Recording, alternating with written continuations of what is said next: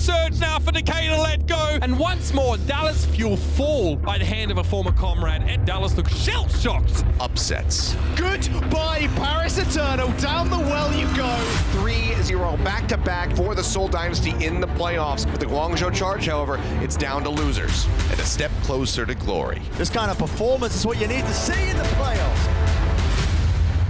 Having fun yet?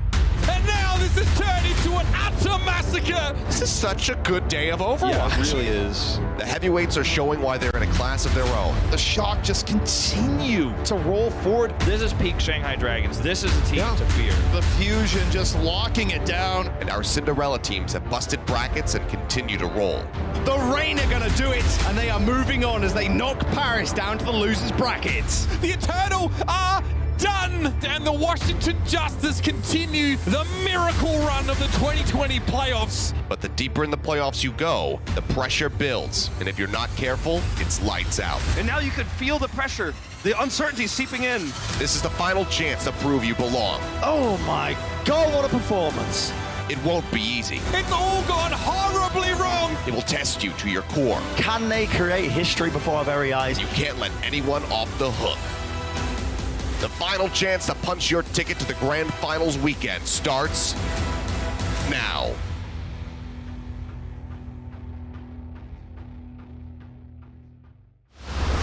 Welcome, ladies and gentlemen, to another day of Overwatch APAC action. I'm Achilleos, joined by Wolf, and oh boy, do we have a pair of matches for you today. These ones should be absolutely phenomenal. Starting us off, it's going to be the NYXL going up against the Guangzhou Charge. This is going to be one of the best weekends of APAC we have ever had. It's all down to this, the highest stake matches you could ask for.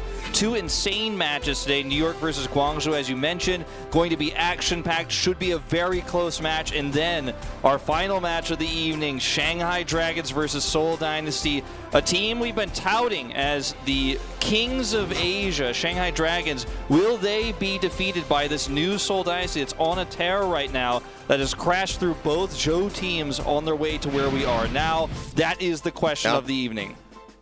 It very much is. Taking a look at our bracket, we can see how we got here today. Seoul Dynasty were able to get that 3-0 over the Guangzhou Charge, putting them in a pole position to perhaps move into the top 4 global teams in the league. Otherwise, Shanghai Dragons will be looking to do that for themselves. NYXL and Guangzhou Charge both knocked down into the losers bracket after those losses, and now are fighting to stay alive, to stay in the 2020 season.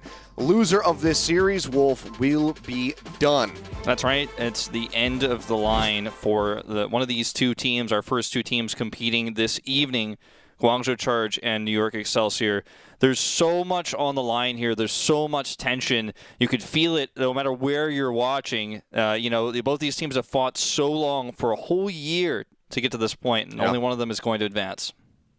Yeah, I want to get a third party's opinion in here really quick to see what they think, who they think, rather, is going to find the victory. So here's Nova. Nova, who do you think is going to take it? She doesn't know. She's undecided. She's on the fence. She has no idea who's going to win this series. She's giving that long look, like as if she thinks New York's going to choke in the playoffs, you know? Oof, well, that's your interpretation, not mine. I didn't say it, guys. You can at him on Twitter. Leave me out of it. But speaking of New York, if you guys didn't see the feature last week, we were able to catch up with the New York players and get their thoughts and feelings on the potential Grand Finals, first Grand Finals appearance of this organization. Let's go ahead and throw back to that.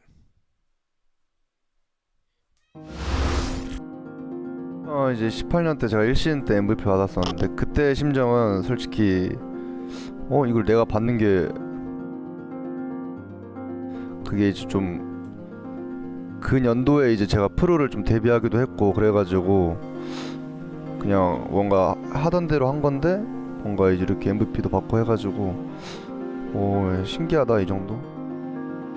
네, 저희가 상위권을 유지하다가 이제 1시즌, 2시즌 둘 다 아쉽게도 플레이오프 이제 결승전을 못 갔는데 그래서 그때는 좀 더 당연히 결승전 무조건 간다라는 마인드였다면서 다들 너무 잘하는 선수들이고 팀원들이고 이제 작년이랑 재작년에 아쉽게 됐고 그런 게 멘탈에 딱히 뭐 나쁘게 작용된 거는 그때 딱 딱 한순간 말고는 딱히 없던 것 같고 오히려 이제 좀 더 동기부여돼서 멘탈적으로 좀 더 좋아진 것 같아요. 장애 이제 그랜드 파이널에 가려는데 이제 장애물이라고 생각되는 것들은 이제 저희랑 상대하는 뭐 팀들이라고 생각합니다. 저희랑 상대하게 될 팀들이라고 생각해요. 확실히 이전 뉴욕보다는 이제 좀 더 새로운 스타일의 뉴욕. New York City continues to excite and delight, and their team, the NYXL, no different. Welcome back. 그런 걸 향해서 가고 있는 그런 느낌이라서 이전 시즌과는 많이 다른 것 같아요.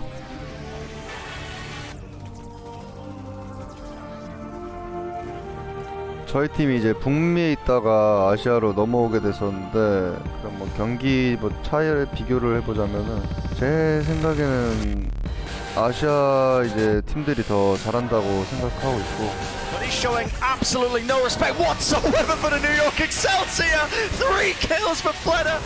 이제 뭐 상하이 같은 팀을 무조건 이기고 올라가야 결승을 갈 수 있다 생각을 해서 이제 그런 팀들을 상대하는 데 있어서 굉장히 저희가 노력을 많이 해야 되는 것 같아요. 이번 플레이오프에서는 좀 이때까지와 다르게 좀 밑에서 시작하는 게 있는 감이 있는데 감이 아니라 이제 밑에서 시작하는데 그런 게 딱히 뭐 부담은 되지 않고 밑에서부터 좀 차례차례 꺾어서 이제 올라간다는 마인드로 플레이오프를 임할 것 같습니다. 역사상 오버워치 리그에서 역사상 가장 좋았던 순간이 이제 시즌 1 스테이지 3를 우승하고 가장 좋았어요. 근데 이제 만약에 이렇게 우승하게 된다면 글쎄요, 제가 감히 그 기분을 지금 알 수가 없을 것 같아서 말을 못 할 것 같아요. 그때도 그랬거든요. 그때도 이런 기분은 처음이다 해서 평생 기억에 남는 순간을 간직하고 지내고 있는데 만약에 이번에도 그 순간이 온다면 다시 한번 평생 기억에 남을 순간을 만드는 거죠. 울지도 않을까라 그냥 그렇게 생각합니다. 이제 좀 너무 오랜만에 우승을 하는 거라 저희 멤버 3명 다 리그에 들어와서는 팀을 옮긴 적이 없기 때문에 이 팀에서는 꼭 우승하고자 하는 마음이 강할 것 같아요. 뉴욕에서 지금까지 쭉 같이 해온 멤버들이 많은데 지금 이 멤버로 우승하게 된다면 일단 너무 좋을 것 같고 지금 갈수록 멤버들이 계속 바뀌고 있잖아요. 그런데 이제 더 바뀌기 전에 예전부터 같이 해왔던 멤버들로 인해서 우승을 빨리 했으면 좋겠습니다.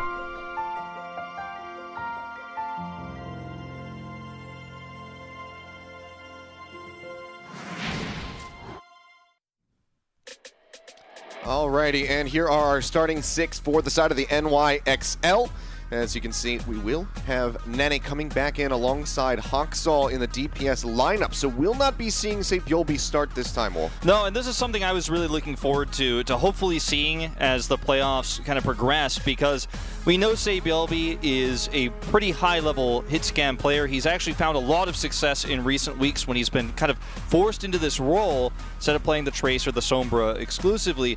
But because this meta is so fluid, I feel like Saebyeolbi was the right choice oftentimes because he can play, you know, all three, the Sombra, the Tracer, and the Ashe if necessary. Obviously, sometimes Widowmaker. But Nene is more of a specialist in terms of the hit scan. And even though he's kind of been shelved, benched, you know, whatever you want to call it, for quite some time recently, because he's had middling results, they've had so much time to kind of hone him back into this same sort of specialist role. So I'm expecting good things from him starting things off on Control. We'll see how far he goes as the series progresses, though. Yeah, I'm curious to see if maybe some Widowmaker would come into play here. I'm not really sure, spoiler, as that'll pop up later, but Lijiang Tower will be the first map in this, and that's not going to be one of the more consistent maps that you see Widowmaker on, because in my mind, just given how Saebyeolbi's been playing, the Widowmaker difference is the big thing that kind of breaks between, breaks the two in half between he and Nene. Nene having a much more successful Widowmaker historically, but not really sure what New York has planned, but I'm excited to see it come to fruition or crash and burn, whichever it is. I don't really know. I'm on the fence again. But on the other side of the arena, we do have the Guangzhou Charge, and they're starting 6. We've seen, two of their players, Nero and Neptuno, now return to Korea to rejoin the roster, and Nero will be starting this time. Yeah, that's right. So Nero's starting things off. He had a very impressive run last week against Seoul Dynasty. Now, a lot of people are going to scoff at that statement and say, well, Wolf, didn't they get 3-0 just like Hangzhou? That is true, but on an individual level, he played phenomenally well. He played a great Reaper. He played a lot of great Pharah, and the compositions they were running were shut down by Seoul. A lot of the time, it felt like they were playing imitations of what Seoul was running with, Prophet's Pharah, for example. Nero's Pharah, excuse me. Sometimes the heroes feel synonymous. Well, it looked really good, right? Nero is an incredibly phenomenal player. He had a lot of off time, right? He was on the bench for quite some time because of visa issues, right? It wasn't even necessarily by choice from the coaching staff. And he had a good return despite the 0-3, so I like that they're giving him another shot here. Stakes are at their absolute highest at the moment, but still Guangzhou Charge has faith in this really young, talented player. Yeah, tournament and season lives on the line for both of these squads as they go ahead and get ready to do battle. Lijiang Tower will be our first map for the series, as I had previously mentioned, and it will be Gardens the first round to start us off. So let's see who can take an early lead and just how close we can make this first map of Control be. Yeah, the big question on everyone's mind is going to be, what is the hero pool? Who is playing what, right? As we come out of the gates here, it looks like Nero's showcasing the Pharah once again, at least from the get-go here in the lock-ins. Very strong hero for the map. You get bridge control early. At that walkout, you have Concussive Blast, and you have a wide area to work with where you can, scout the enemy composition and do a ton of damage to it on its approach to the point. New York Excelsior look like they want to run Sombra Reaper here. We're going to see the Nene teleport. And then he's going to actually swap to Tracer, so full Winston dive here for NYXL. They're going for it. I'm sure a lot of Mono fans going to be happy with that, given how good his Winston has been looking. His Wrecking Ball has been right up there as well. Looking for the knock off the side of the map. Nero going to be able to find that. Breaks down the bubble. A lot of rockets being weaved in with Bionade. Sets up for the kill onto Mono. So first blood coming through here for the Pharah. APAC going to be desuited. Pilot form going to be killed off. Nene taken down by Krong, finding him with a hook shot combo. And it will be the Guangzhou Charge who are able to grab this first point. Yeah, really nice start. I mean, that's that bridge control I was talking about. You get with the Pharah, do a ton of chip damage as the point unlocks, and then New York comes in weekend battered. You can see Jonak got half of a coalescence with all the healing output he had in that last fight, but it wasn't enough to keep those targets alive from that burst damage coming through. And you can see it again, Nero's 75% of the way to his ultimate with all the damage he's doing on New York's approach, and New York just can't close the gap. Mono can't do anything. He's done barely any damage. Closing the distance is the hardest part against this Pharah comp. Once you get on the point, you can win that fight, but getting there, that's the challenge, and they finally do touch it. Yeah, make their way through. The contest going to be coming in now. Coalescence thrown out by Jonak, but instantly does get hacked by Happy. Great target prioritization there. Interrupts that ultimate, really limits the healing coming out. You see that is going to be the nano boost here onto Nero as he tries to get the shots onto Anamo. Manages to find him, doesn't even have to pop the barrage yet. Guangzhou Charge still just holding on to this point as Mono's got very little HP left and is just eating right clicks. EMP still going to be committed to the fight by Happy. Manages to catch out 2 members. Pull in, gets the break on Hotbud's mech. The Pulse Bomb, however, does take down Krong. But Nero gets a scoop, getting rid of that Pilot Form Diva yet again. Nero still holds on to the barrage, waiting for his moment. Could have gotten Mono out of the fight right then and there, but likely would have finished himself off as well, given the proximity. EMP comes in, Nero gets the direct hit. Now, however, is going to be grounded. Cannot pop that ultimate, but manages to retreat outside the window, keeping himself alive and in the fight. NYXL still have not gotten this flip back through, and Nero rejoins, takes down Mono yet again before he can use the Primal Rage. Now, Guangzhou are going to be looking to take this into one-fight territory, if not just find that 100% to 0. I mean, it's looking more and more likely here. Nero still hasn't used his barrage because it's a liability. It makes him immobile. It makes him actually vulnerable. If he's going to hit these direct hits repeatedly with no one contesting him, why would he ever use the barrage? They get a hack onto Shu. I mean, Mono can go in with a Primal Rage. They cannot get a sleep. They hack him out, though, and Hoxel does get taken down. Mono with the stomp finishes off the enemy Ana as the self-destruct will be used on the point by Hotba. We'll be able to make it back into the mech, and finally it seems like NYXL are showing some real signs of life as they come up with multiple kills. Both supports taken down in that fight. One of the tanks gone, and NYXL are finally on the board. But Achilles, the ult economy is massively in favor of Guangzhou Charge here. They have total control. They have 5 ultimates coming online here. And this is all about Anamo right now. If his barrier does not go off here, if he gets hacked, if he is deleted or forced away, then this is just going to be the round going to Guangzhou Charge. Happy sees him too. He knows. He should know. I don't think he actually saw him. He does now. He certainly knows now. It does spot him out. See if he even cares to go for that. Minefield going to be used by Rio. Happy reveals himself, going for a hack. Doesn't manage to find that one. And Amo pushing forward, comes up with a headshot kill onto Shu. EMP going to be used around the corner, and Amo drops a beat, but is only shielding himself. He didn't catch anybody else on the side of NYXL, but maybe it won't be that costly as Krong does get eliminated by Hoxel in the end. Still holding on to the barrage, has not let that one loose yet, and might just have to wait a little bit longer as Rio does fall. This should be a reset here for the Guangzhou Charge. There are some issues with Happy here on this Sombra. You know, his first EMP was really risky, but I think it was warranted, right? When the point looked like it might flip, he used it early. The second one here, you know, he knew where Anamo was, but still misplaced it. Huxel's had the much better time of things here, not in this case. No translocator to get out of this one. Okay. Doesn't have that, so yeah, does just get sent off the side of the map. Nero now moving forward. Looking still for that opportunity to drop in the barrage. Getting Hoppa out of the mech would really set up for that, and Mono almost gets knocked off the side. Barely gets that leap in time to bring himself back up onto the platform. Coalescence out, Nero getting chunked a little bit, but does have that pocket healing from Char as he takes to the sky, staying with him with that Valkyrie.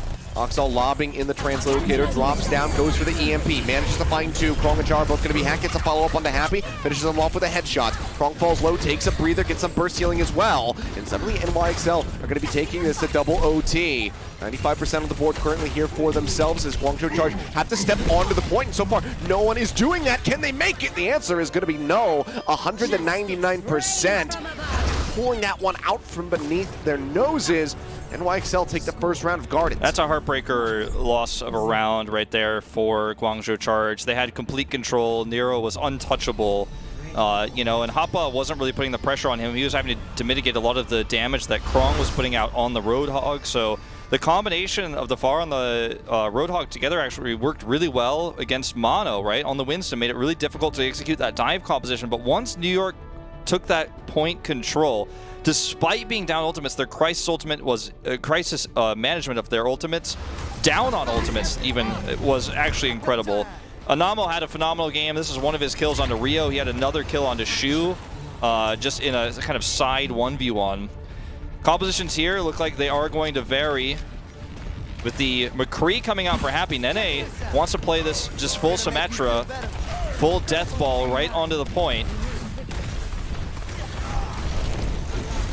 See how Guangzhou Charge deal with this.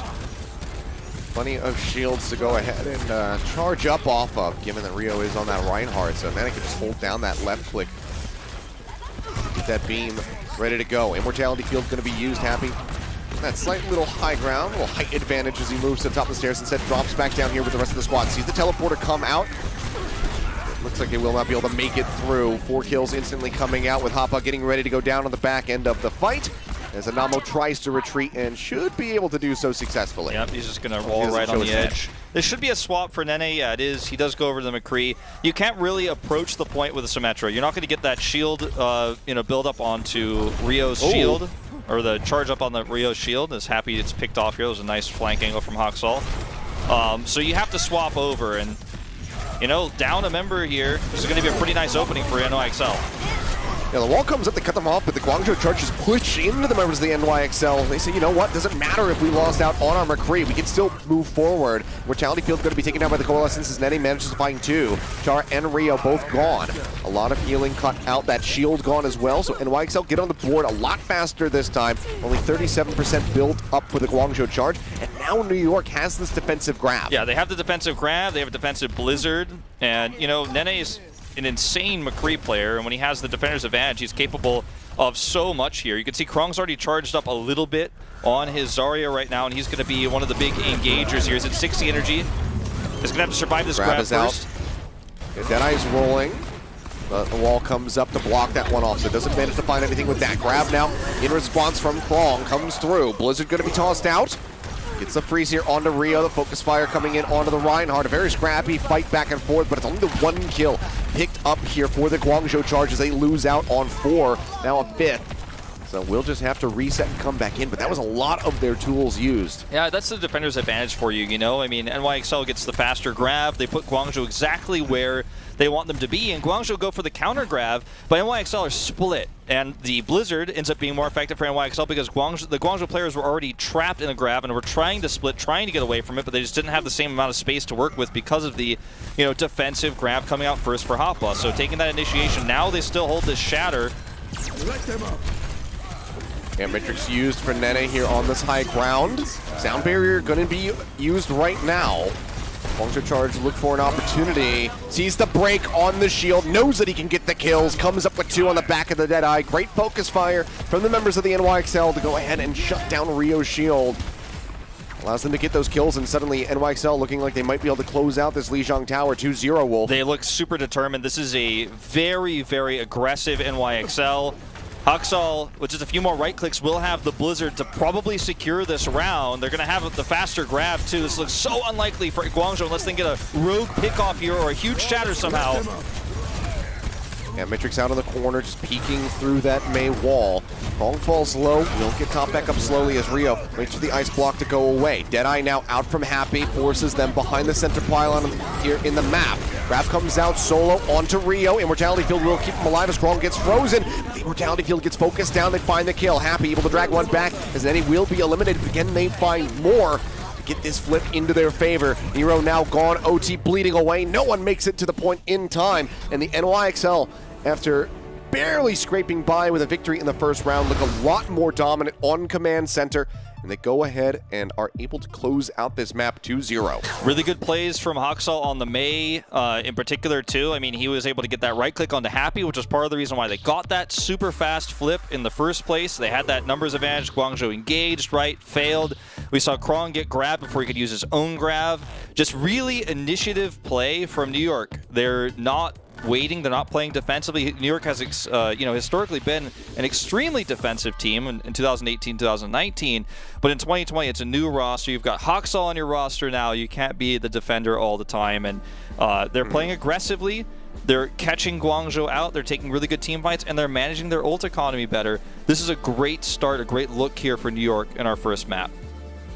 Yeah, really, really strong for them there in that second round especially, but now it will be the Guangzhou Charge's map pick moving forward. We'll see if that's going to give them that slight edge to try and tie up this series and keep things extended. No one wants to, at this point, go out 0-3 to end their season. Guangzhou Charge, you can bet, are going to be fighting tooth and nail to make it happen, to make sure that they can keep the series going, towards a victory for themselves. We'll see what their map pick is going to be and whether or not they can get that done when we come back from the break. So stay tuned, guys. We'll be back in just a few minutes.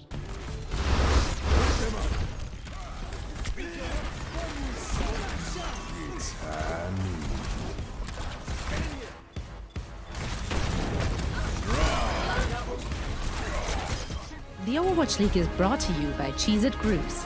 Deep flavor, deep crunch. It's a mind crunch.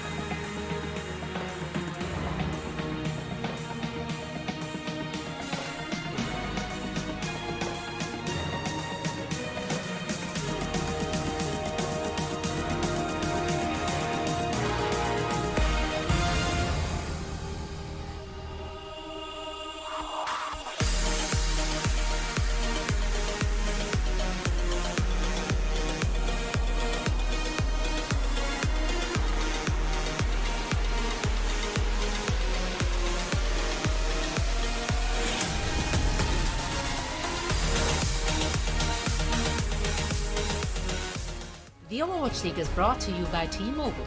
Switch today and rank up to America's largest 5G network, T-Mobile. And by State Farm. For auto, home, or renters insurance, like a good neighbor, State Farm is there. All right, we are back. We're just one map into this series between the NYXL and the Guangzhou Charge. Both teams fighting to stay in the 2020 season. Loser will have to just wait until 2021 to start all over again. But NYXL are able to take the first map, Lijiang Tower. A very close first round. A bit of a botch on the recontest there for the Guangzhou Charge. Kind of got scrambled, costs them, and then NYXL come back in for the second round. Very dominant performance there, Wolf. And now they start the series up 1-0. I mean, New York looks really clean so far. I mean, Nene is playing the heroes you expect. I mean, the McCree looking really solid, right? And this is something that Sabielby's had to flex onto for, I mean, realistically about a month of recent league play. So this is something that, you know, I think New York fans have been perplexed by. You know, we were wondering about. You and I were talking about last week. Like, this is the moment where you miss Pine a little bit, right? He's talking about making a return to pro play. Meanwhile, but obviously that's not going to be in time for playoffs. And then he steps into his own shoes, right? He steps into his own old shoes, his own old role, and lights up the first map. So exciting to see. Our map is going to be Numbani here for set 2. And this is another map I feel like that really plays into New York style. Historically speaking, Mono has had his best Winston games on a defensive Numbani. It's a map where Hoppa can play Zarya really well. You can obviously play the Diva. And, you know, this map pick is a bit of a puzzling one for me for Guangzhou, because you're not playing towards a strong Pharah map here, in my opinion. You're not playing towards a great map for, you know, the Roadhog style they imitated from Seoul. So this one is like, okay, I'm going to play Rio Winston versus Mono Winston and hope for the best. It almost feels like here. And I feel like that's not a card you want to play here, not in game 2 after a rough loss that, you know, could have been avoided. I mean, it was a very close first round, as you mentioned. And that was a very winnable map for Guangzhou, and I don't know if this is the plan B to be swapping to. A limited play on this map at the Guangzhou Charge. I believe it was just the one time that they've actually played this. Did get a win. Historically not great for NYXL. 1-3 currently this season here on Numbani. Are not going for the Pharah defense, as you were kind of talking about. I thought maybe we would see, you know, Ashe Pharah perhaps, but the Sombra, I guess, just way too important, so they want to make sure that they have Happy piloting that pick for them. Let's see what NYXL lands on after they do a little bit of scouting. You can see the majority of the team still sitting inside the spawn room. We'll just be swapping it up, going to the Winston here again for Mono. It's a mirror. Happy scouts, so obviously everyone can see it now. And, you know, this is going to be a real big test for Rio, I want to say. He needs to be extremely patient, because in this mirror, if you get hacked and then it gets on top of you as a Winston, you are going to die so quickly. He needs to be very careful with how he uses his bubble and how he engages. Yep, bubble already going to be used as Hoxall makes his way into the back. Can't get a hack off. As Hoppa looks to display some people from the high ground. You can see the collective drop down going to be coming through from the Guangzhou Charge as they look to just stay together and then try to push back onto the point where currently a single tick will be grabbed up by the NYXL. 3 minutes remaining. They get a little over halfway towards that second one as the recontest now comes in for the Guangzhou Charge, moving their way up.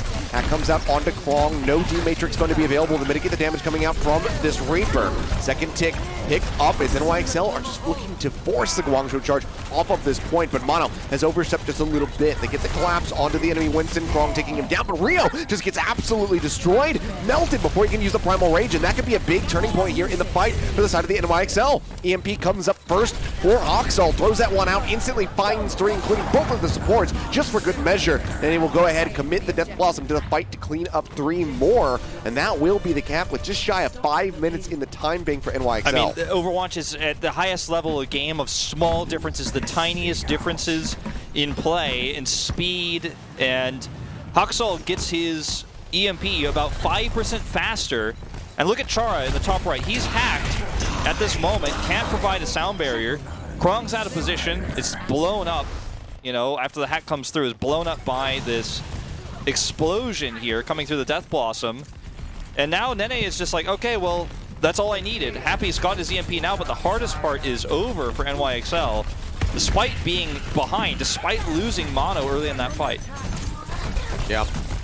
Now looking to press the defensive issue here for the Guangzhou Charge. They have nearly all 6 ultimates available to try and gain control of this cart on the corner. Rio's going to pop that Primal Rage, does get hacked, so now can't leap into the back line to try to displace anybody. Instead, he'll just be smacking Mono away from his team as best as possible. And Happy gets caught. Coalescence finishing off the enemy Sombra before he can use the EMP, and Huxel is now going to be lapping him. Has another one ready to go. Throws the Translocator up over the top, throws out the EMP. Rio already going to be gone, as yet again, it's Krong, Char, and Shu all caught by the EMP. Char under fire, trying to retreat, will just get finished off here at the end because he knows he can't use this sound barrier now. He has to save it. And look at Happy, he's still holding this EMP, but you know, when's it going to come out and how impactful is it going to be? Huxel just doing a quick spy check because he knows Happy's still got that EMP, hasn't used it yet. And he does a spy check, gets the hack there. And we've got to see an aggressive play here from Guangzhou. They're going to have to seize the day here. You're going to have to look for a fight. Very aggressive push here from Happy, does avoid the spy check and is undetected, so Risk does get rewarded if he can get this off here, if he can get a big one. Sees the leap out, says, okay, you know what? They're pulling back. I can just go ahead and continue to poke out. Hopefully we can get some kills. Namo's ready. Buy some time off of this clock. Hasn't been able to do so yet. EMP does come out. Anamo is ready, as you say. Gets the beat off, but it will be Mono still getting taken down despite the shielding out from the Lucio. So there still will be a nice little stall for the side of the Guangzhou Charge, buying them some much-needed time, as there's still 4 minutes and 6 seconds remaining in the time bank here for New York. It looks like they want to set up for another Huxel EMP into this Blossom, and Huxel is so close to it. He's almost there. 10% now left to go. Rio retreats back around the corner with Krong as they try to stay alive. Are able to do so thus far. Coalescence out from Shu, keeping them topped up. Nene TP's in, has to Wraith walk away. A little bit of an overstep from him, but still holds on to the Death Blossom. Now Rio going to be gone. The EMP comes out. Sound barrier out from Chara. Does manage to get some majority of the team, but there's so much damage, so much focus fire onto Happy. They know how close he is to that next EMP. They know that that could be the one thing that really stops this cart from moving forward. So they get rid of him, delaying that further and just moving their way up. Rio jumps back in. Krong has to go ahead, use the self-destruct to remech. Nero going to be teleporting into the back, has the Blossom ready to go, but spots out the Diva, knows that he can't use it, and instead everybody just turns onto him and takes him down. Doesn't get an opportunity and might not get one. There you go, no one touching the point. The cart just inches in. With 3 minutes and 7 seconds remaining, New York have completed Numbani. A Happy EMP is at the end to remind everyone that he was almost there, but almost just doesn't cut it at this level of play. And again, he's just a moment too late for a game-changing ultimate. There are definitely winners and losers of a new meta, right? But sometimes you see new big patches come into Overwatch and they really shake things up. You and I have cast quite a few, and everyone remembers Janu's Wrecking Ball coming into the Contenders Season 2 finals, right? Where suddenly we see this insanely new hero coming through on a new patch in a grand finals. But there are winners and losers of this hero pool being removed and this sudden new playoff meta, right? Everyone remembers Washington Justice as the second worst team, right, for most of the season. And now they're making a tear through playoffs. They're winners, right, of this new meta. Seoul Dynasty are also winners of this new meta. They figured it out, and they have, you know, taken a tear through the playoffs. And you know, it's a controversial thing to talk about. A lot of people don't like that a meta will change right before finals, but that's the reality we're living in, right? And Guangzhou Charge feel like big losers here in this case, right? They've got Happy on this Sombra. He hasn't played it that much this season. Huxel had a weak Sombra to start things off, but he's massively improved recently, so that's a bad matchup for them. They're playing against Mono's Winston now in a mirror, which isn't going well for them. And they you know, just last week tried to imitate Seoul's new meta, and they looked exactly like that in imitation, and it just feels like they can't get their heads around, rather, this new meta we're playing in as well as New York has. Trying to get the pinch on a Huxel, cannot finish him off. Doesn't get too much ult charge though, so at least a little bonus here for the Guangzhou Charge as Happy makes his way around the back and will begin going on the hunt for a hack target. Playing this one out patiently, does go ahead and reveal himself there at the end. Bubble used from Rio as they pull back around the corner. A lot of damage going out onto the members of the NYXL Hot Button, nearly getting demech'd right there. Then he will drop down to rejoin with the rest of the squad. Deep into the back, however, by himself is Happy. Gets focus fired yet again. Nene cleaning up the kill. Point being contested right now by both teams. Then they're going to be TPing forward. They get the hack now onto Rio. It's really all up to Krong with this defense matrix to try to keep his Winston safe. Hack expires. Coalescence rolling. First from Shu. Now Jonak going to be matching. They push out onto the point, but already Hoppa going to be gone. But they manage to collapse on top of the enemy Moira. Nanamo gets a killing blow to finish off Shu. Point likely going to have to be abandoned. They have to abandon it. They see a reset here. Yeah, Guangzhou Charge have to go again. They can't fight. They were so close to turning that around with Shu's Coalescence. He's killed by Anamo, of all people. And now New York have this EMP. Happy's almost there. But he's not going to be able to pull the trigger first, not unless they do a slow push here. But the clock is ticking down. This is not where you want to be versus an enemy EMP. Is all coming through at once. So they have to be very careful about how they engage this. Well, there you have it. 4 members going to be hacked, but Char does have the sound barrier. Can they convert this into a team fight win is now the question. On the side of the Guangzhou Charge. Got back up the top from Mono, looking to recontest, but Nero is just cleaning up, man. Just a find to a boop off the side of the map onto Anamo. Char getting some revenge here for Shu in that last team fight. Mono and Hotba back over here trying to keep things going. Point still not being contested, and Mono will get finished off, and Hotba with very little HP on that mech. We'll grab a Mega Pack to try to get back into the fight. Happy looking for that hack, can't quite find an ammo. Knows he's got that sound barrier. They want to get have an idea that he has this. Because they have that shield, they're going to push back forward. Death Blossom comes out, going to be matched now by Nero. With the help of Happy, they will go ahead and finish off Nene before he can do some more damage. Char, however, going to be out. Krong now. D-Mech, self-destruct going to be used, looking to buy some space, and it has brought enough. Cap comes in onto point A as NYXL are now going to have to try and retreat. Both fans of both teams should be insanely happy about how that fight went, or how that point went. Guangzhou Charge showed signs of life for the first time really on this map and had a great counter engage to Huxell's first EMP. The sound barrier was perfect. Rio's engage was nice. And New York Excelsior, on the other hand, showing insane decisiveness in a playoff series. What feels like the first time since 2018, since that very first playoffs they played in 2018. This is phenomenal stuff. I mean, this is really historical for New York, the way they're playing right now. Huxell kills a translocator, is looking for more. Gets the hack on the Char, gets a lot of damage on them as well. You can hear those headshots coming through. Meanwhile, Happy over on the cart uses the EMP, manages to find Nero before the sound barrier comes out from Anamo. Coalescence rolling as well, just going to be chipping away at the members of the NYXL as they look to create some space for this cart due to the Guangzhou Charge. With Mono going down, they'll find a hell of a lot of space. In fact, can go ahead and continue pushing forward towards point B. If they can roll this through with little opposition, then suddenly the time bank disparity is not as much of a concern for the Guangzhou Charge. It's about this lack of sound barrier for Char right now. He does actually avoid that, and Huxell doesn't know he doesn't have it. So he actually misses a chance. Huxell gets forced out. Char will be able to have this sound barrier online for the next fight when Huxell looks to use this EMP. Question just is, can he avoid the EMP yet again? Has been pretty good about it so far in the series. Huxell falling low, Jonah keeping him topped up. Chara hovering on the high ground. They have to know exactly where he is by now. EMP still going to be used. The sound barrier comes out. Char catching all 6 members on the side of the Guangzhou Charge. Follow-up hack goes through onto Lucio. Rio falling dangerously low. It seems like he will get enough healing pushed back out to keep him in the fight so he can continue, as can the rest of the team. Self-destruct from Krong, managed to find Huxell. TP now coming out from Nero. Works his way into the back, holds onto the Death Blossom, waits for his moment, now drops it.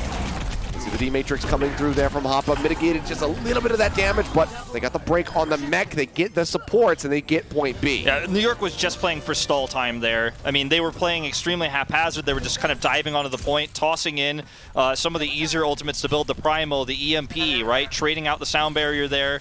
Guangzhou Charge, sure, they have an EMP right now available, but it's not going to be the one that closes out the map, not yet, and the time is already in favor of NYXL. So NYXL is just saying, okay, I think you're going to finish the map, but we're going to have a better start on our second run. That was the plan, that was the stall strategy here. Happy somehow avoids detection here behind Hotba. I was looking for that big EMP. They're using the bushes as cover. EMP does come out on Amo again. Johnny on the spot with the sound barrier. So far, nobody going to be taken down on either side. Follow-up hack, however, onto Rio. The nice use of the Primal Rage, so he will fall. A trade out on the Winstons, but given the defensive positioning here for the NYXL, it is going to be the Guangzhou Charge having to pull back rather than pressing the issue. Yeah, Huxell going to have that EMP combo set up with Nene that they've been really loving to use so far in this series. Chara, again, getting outpaced, so that this time they're not going to have the sound barrier. Now, again, Huxell doesn't know that for sure, but he can reasonably assume this is going to be one of the toughest fights Guangzhou has to take. Yep, EMP now out. 3 members Hacked on the side of the Guangzhou Charge. Happy the first one to fall. Mono still eliminated by Nero. Manages to find that kill and almost has his Death Blossom online. Now gets it. Death Blossom used from Nene. Pretty poor one as well from Nene there. It doesn't deliver too much. Sound barrier comes in from Chara. Knows that Haksal is quite a ways away from that EMP and they want to get across the finish line. Wraithwalk used from Nero to keep himself safe. Goes out. Doesn't use the Death Blossom, but still does get taken down. But he and Chara now falling. Guangzhou Charge again. Gonna have to reset and go for a last second push. So unfortunate. I mean, a really nice boop from Chara, and Nene didn't react correctly, popped his Death Blossom. He's halfway to another one here. That was a small blunder that allowed Guangzhou what it looked like was to outlast in that fight, but they used their sound barrier regardless. And now they're just simply down on ultimates here. As long as Anamo is in position, which he has been for every single EMP, to get this barrier off here, Guangzhou have a huge uphill battle. And even if they win the first fight, there's going to be delay. There's going to be stall. This looks like an overtime finish. Best case scenario here for the Guangzhou Charge right now. Uh-oh, and I don't know if he's going to block it. EMP comes out. Namo, he does have the barrier yet again to go ahead and deny the follow-up from the Guangzhou Charge. Answering EMP is absolutely huge from the side of Haksal, catching 5 members yet again. Rio going to be taken down, doesn't get to use the Primal Rage. They get the headshot kill onto Nero. Chara now eliminated. 45 seconds left in the time bank for the Guangzhou Charge with just 2 ultimates to use.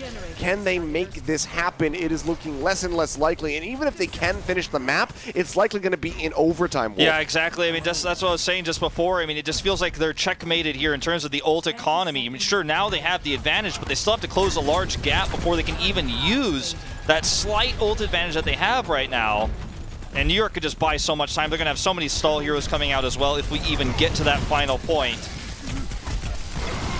Their way forward, Rio is looking to see if he gets hacked. Nene actually going to be one to receive this as they try to collapse onto the Reaper, but he almost turns it around, forces out the Primal Rage from Rio as we move down into overtime. Somebody has to touch the cart. They barely managed to do so there at the last second.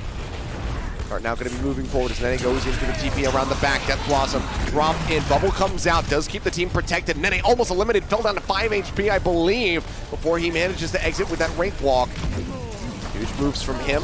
They get a break onto Hot Buzz Mech and finish off that Baby Diva. EMP comes through. Sound barrier out from Anamo yet again, shielding up the rest of the team that is still alive. Now Haksal responds in kind. Chara tries to come in, tries to be the hero, drops the sound barrier, but it's too late for Rio. He's already out of the fight. Strong cannot stay in the mech. They take him down. The Death Blossom from Nero sets up for a kill onto Mono, but they need a hell of a lot more than that if they want to get this payload moved into the finish line. Self-destruct into the back line, finds Nero. They get the cleanup onto Chara again, and it was a very nicely fought fight there at the end from the Guangzhou Charge, but it's not good enough to get them to the end of Numbani to try and play for a draw. Instead, it is NYXL successfully winning on Guangzhou's map pick and moving up to match point.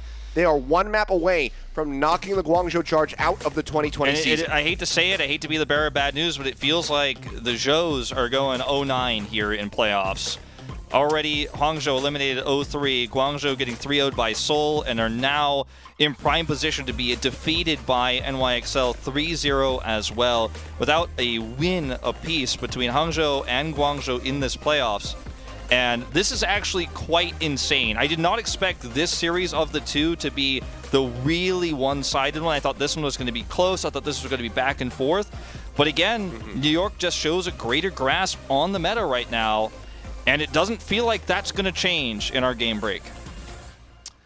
Yeah, I mean, they get a little bit of extra time because we have that game break coming up.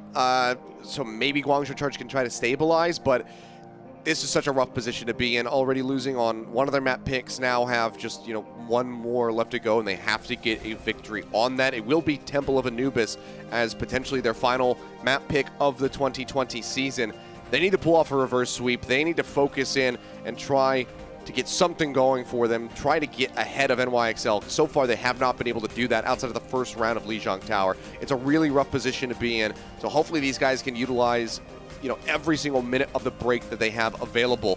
When we come back, Wolf and I will be breaking down these first 2 maps, so stay tuned. Game break is going to be coming up in just a bit.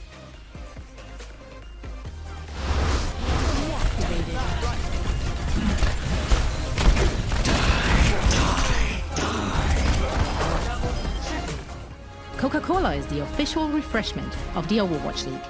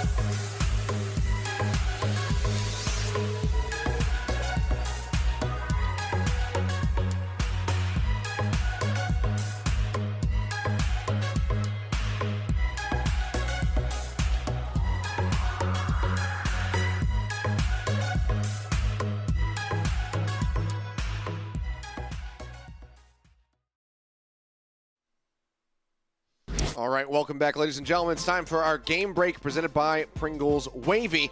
We're 2-0 up right now for the NYXL in this series. They are looking to knock out the Guangzhou Charge and advance into the losers bracket final.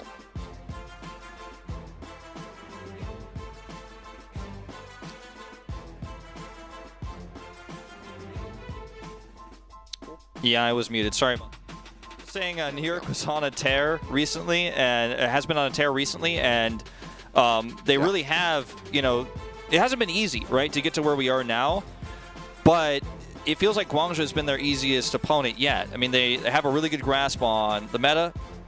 They're showcasing multiple parts of it, right? We starting on Lijiang, we already saw some Mei, we saw Nene on McCree, we're seeing Huxall's improved Sombra.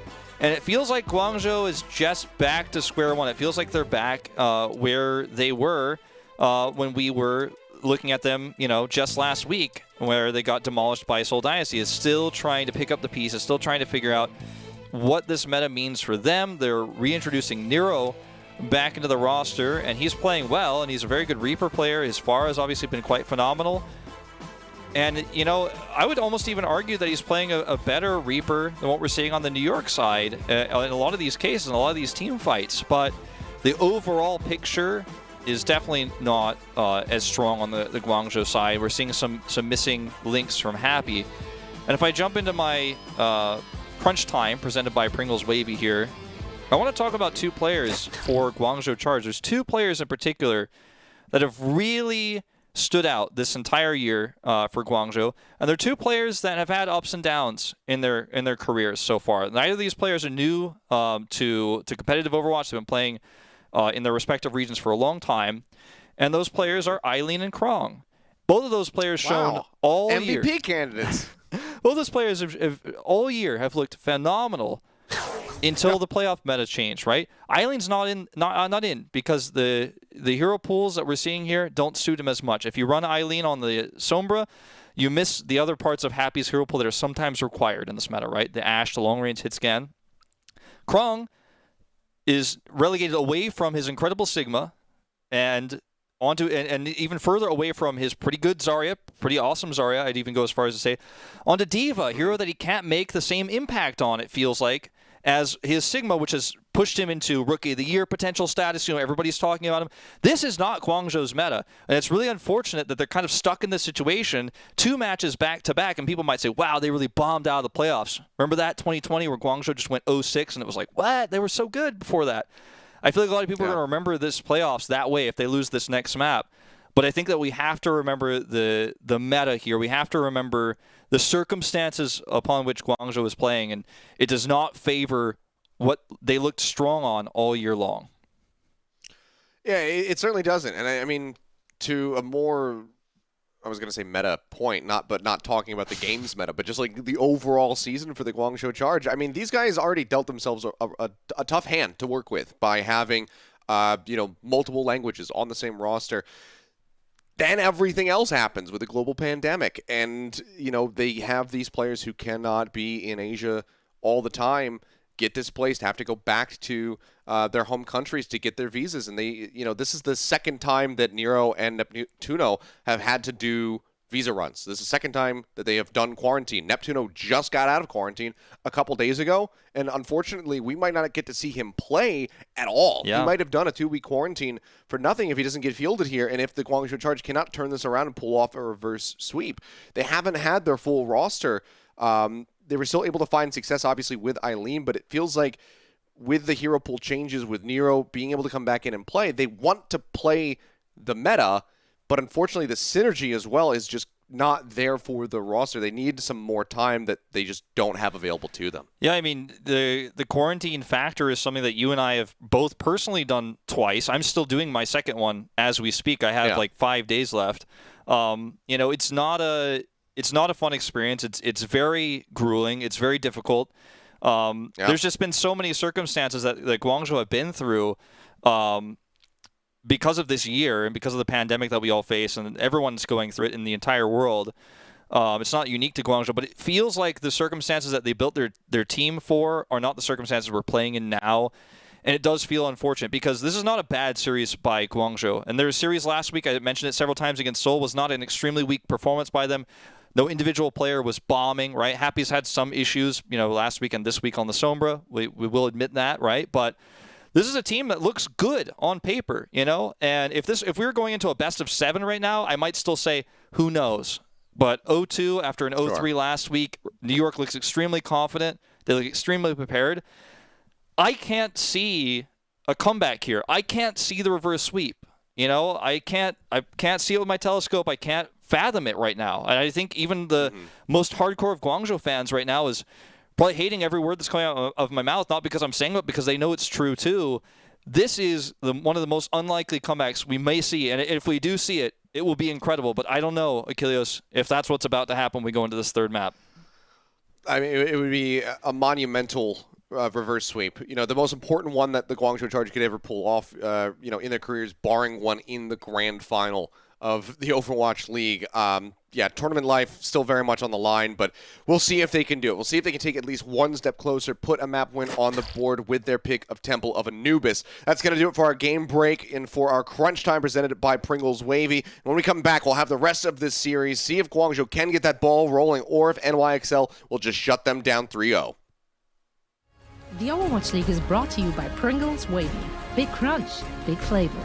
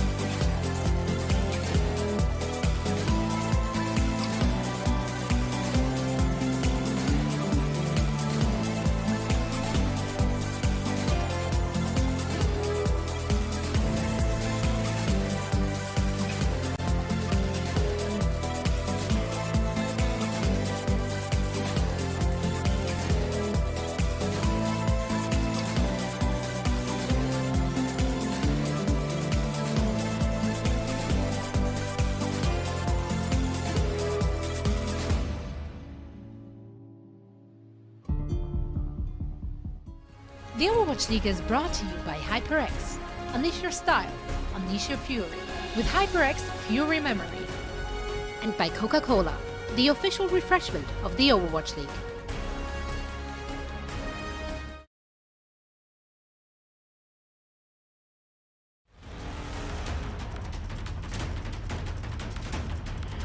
천천히 소리 소문 없이 가고 있었네요. 아, 저거 근데 사실 点数这样一踩的话，可能广州还得花。 이 정도 교환되면 써주다가 네. 그래서 기다리고 기다리다가 결국 AD 우와 우와 我这已经被卡掉了，这边的话又是刀，是的。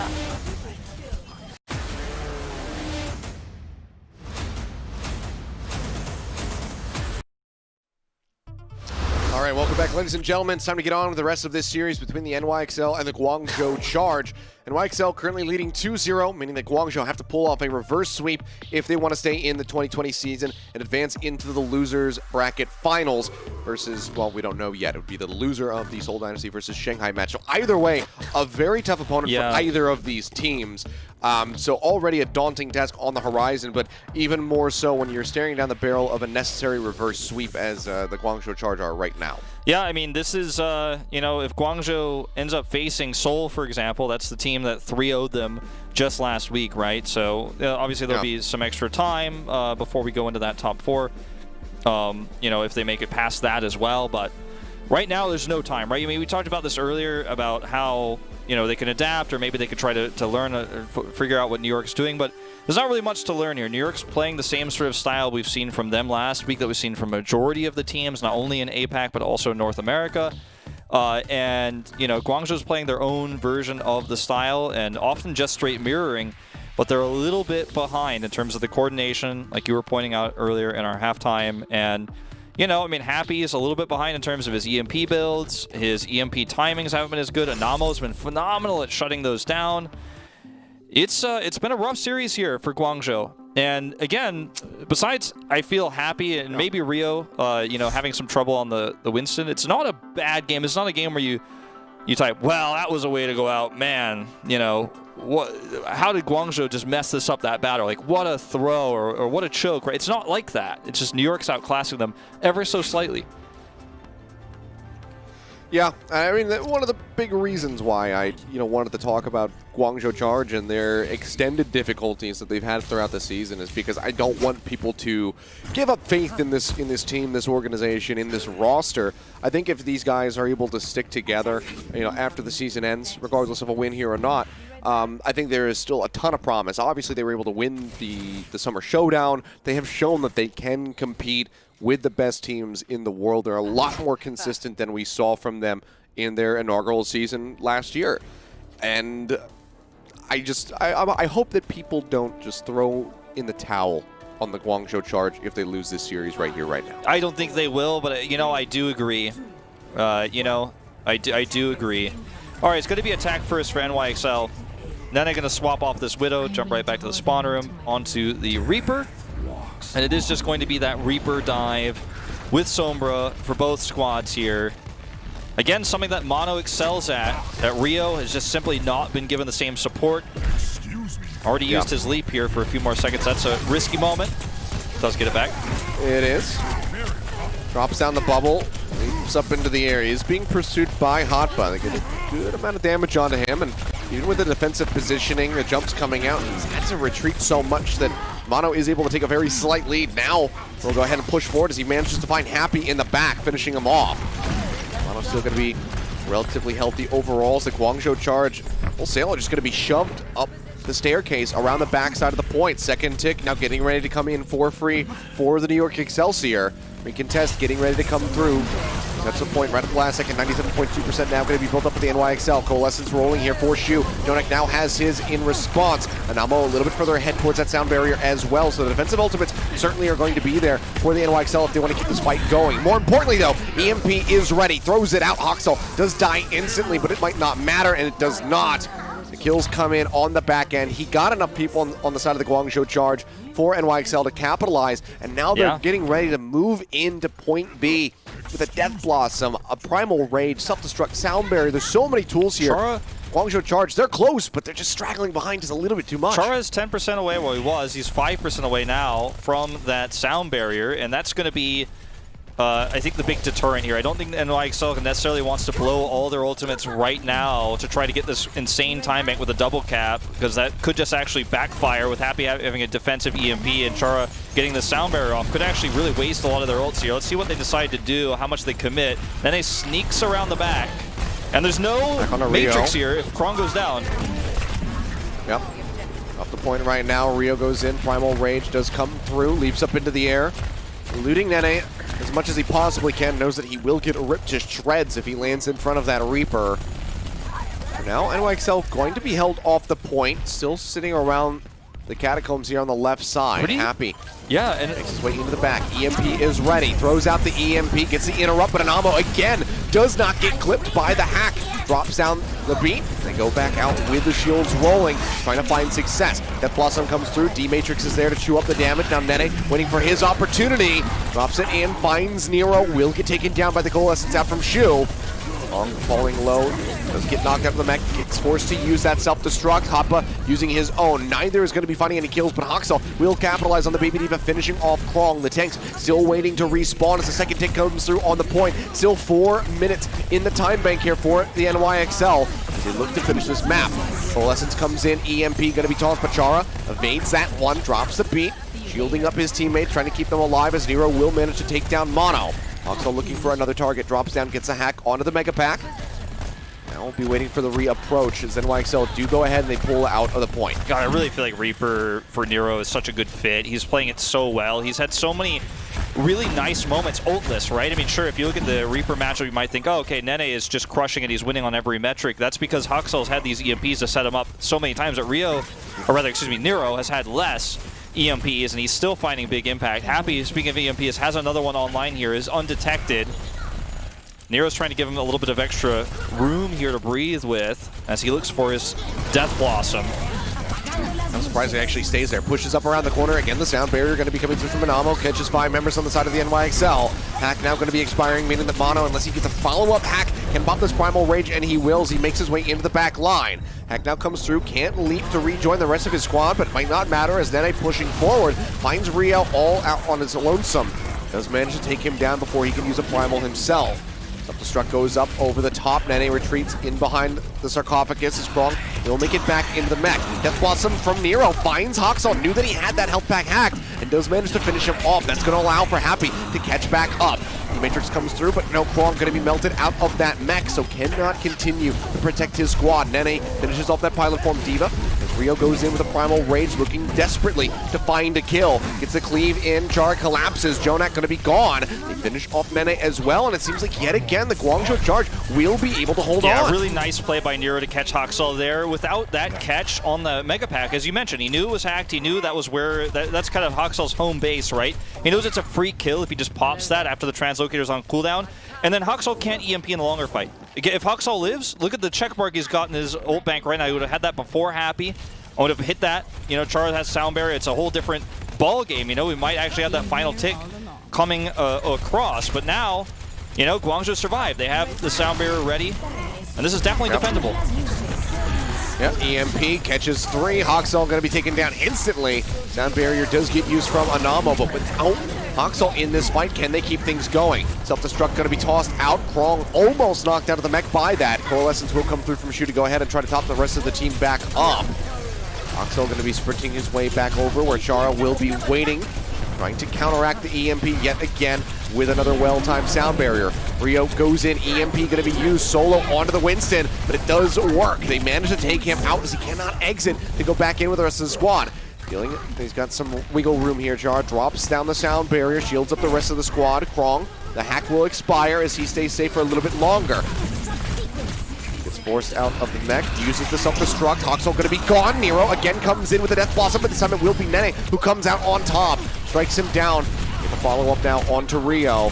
Chara up on the wall, trying to stay elusive, trying to keep things contested on the point. Cannot stay alive long enough. It seems like NYXL should finally have made this happen. Coalescence out as it's a solo Moira. The focus fire comes in. They try to shove him off the point. It actually will lead to a break on the mech of Hotba, forcing him to use the self-destruct. And now Mono is going to be taken down. They get a hack on the Nene. And oh my god, I think that the Guangzhou Charge might just have made this turnaround happen. And they've got Happy EMP. still holding on to an EMP. The rest of the team is going to be retreating. There's 20 seconds remaining. New York get one more fight here, and Mono will build the Primal as long as he doesn't get hacked and killed off point. He's at 72% right now. Happy's going to have this off-point EMP, very likely, just across the bridge. That's the game plan here. He's looking for it at the midpoint. Namo gets hit. It's game over.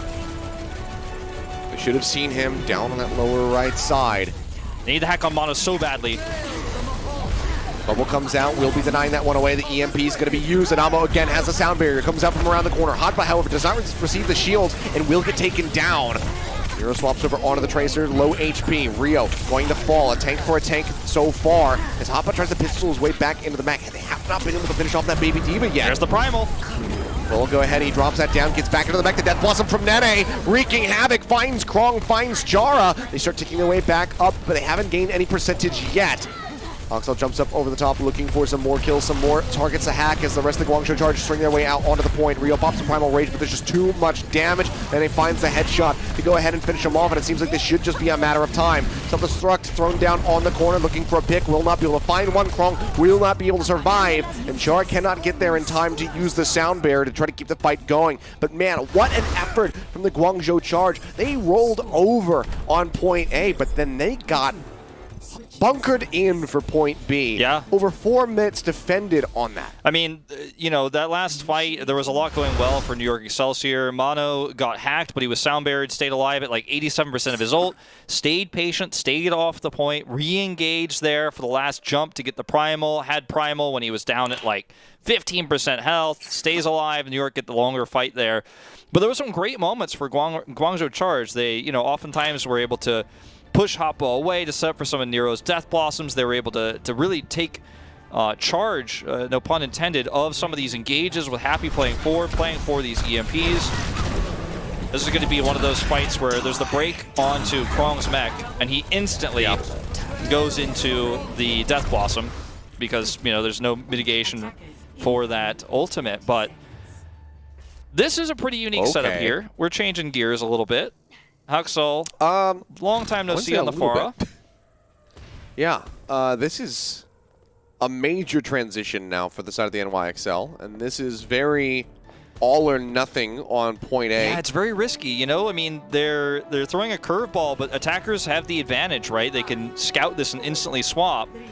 So Happy could swap to Ashe here, for example, or even the McCree, and Nero can, you know, he can flex a wide variety of heroes. They can even match the Pharah if they really want to. Pharah, Ashe themselves. Let's see what they decide to do once they scope this out. They see it. Composition's going to be swapped here. But the question is to what? Shu goes onto the Ana. That's at least a good start for more anti-air, if you will. Looks like that might be it. Taking their time. Oxal going to get tagged up as he pokes around the corner, because I think he's you know, as curious as we were as to whether or not there's going to be any swaps. I was expecting there to be more, but instead it will still just be the Sombra and the Reaper here. Nero looking to win that ground battle as Oxal pokes out from above. 41% now going to be built up towards that barrage as they go ahead and look for the push. Pack out onto Hotba, Bionade onto both tanks, but do they have the damage to try to take down either of them? Bionade will go ahead and expire. There's no follow-up. Asleep on the high ground. You can see that D-Matrix coming out from Hoppa, looking to protect him, and Chu is just going to get hooked in. There's no escape here. Oxal, ooh, yeah, he's got a great back angle now. Pushing around the side, looking to weave that damage in, get the barrage online. Guangzhou Charge in a very rough position. They'd love to reset if they could, but they can't. So this is just going to be this awkward losing fight where they lose both the fight and time, trying to regroup. That's a good hack. Oh, Oxal barrage available, hacked out. Bionade will keep him alive for a little bit longer. Anubis still not going to be there yet for Jonik, but he's building it up rather quickly. Rio makes his way out the back as Hoxel will finish off Chara, and that's going to finally be the reset here for the side of the Guangzhou Charge. As Nero goes in for the Wraith Walk and will just get effectively self-staggered. You never want to be, you know, 4 members like that caught in a room where you're the rest of your team can't rejoin. They can't get line of sight to heal, for example. Chu's not able to get in that position to give you that support, and then Huxel just gets a free barrage, gets kills. There's no winning situation. You could just try to trade up an ults, but you're losing time as well, and now we're down to less than 2 minutes here. Less than 2 minutes with, close to 5 ults online for the NYXL. Mono straggling behind just a little bit more compared to the rest, but... I mean, this EMP too, I don't know how effective it's going to be versus Afara. Here comes the Nano. Nano is used onto Nero. He pushes up. Barrage comes down, finds Rio, but instantly Mono and Amo both going to be eliminated. Nero now trying to escape.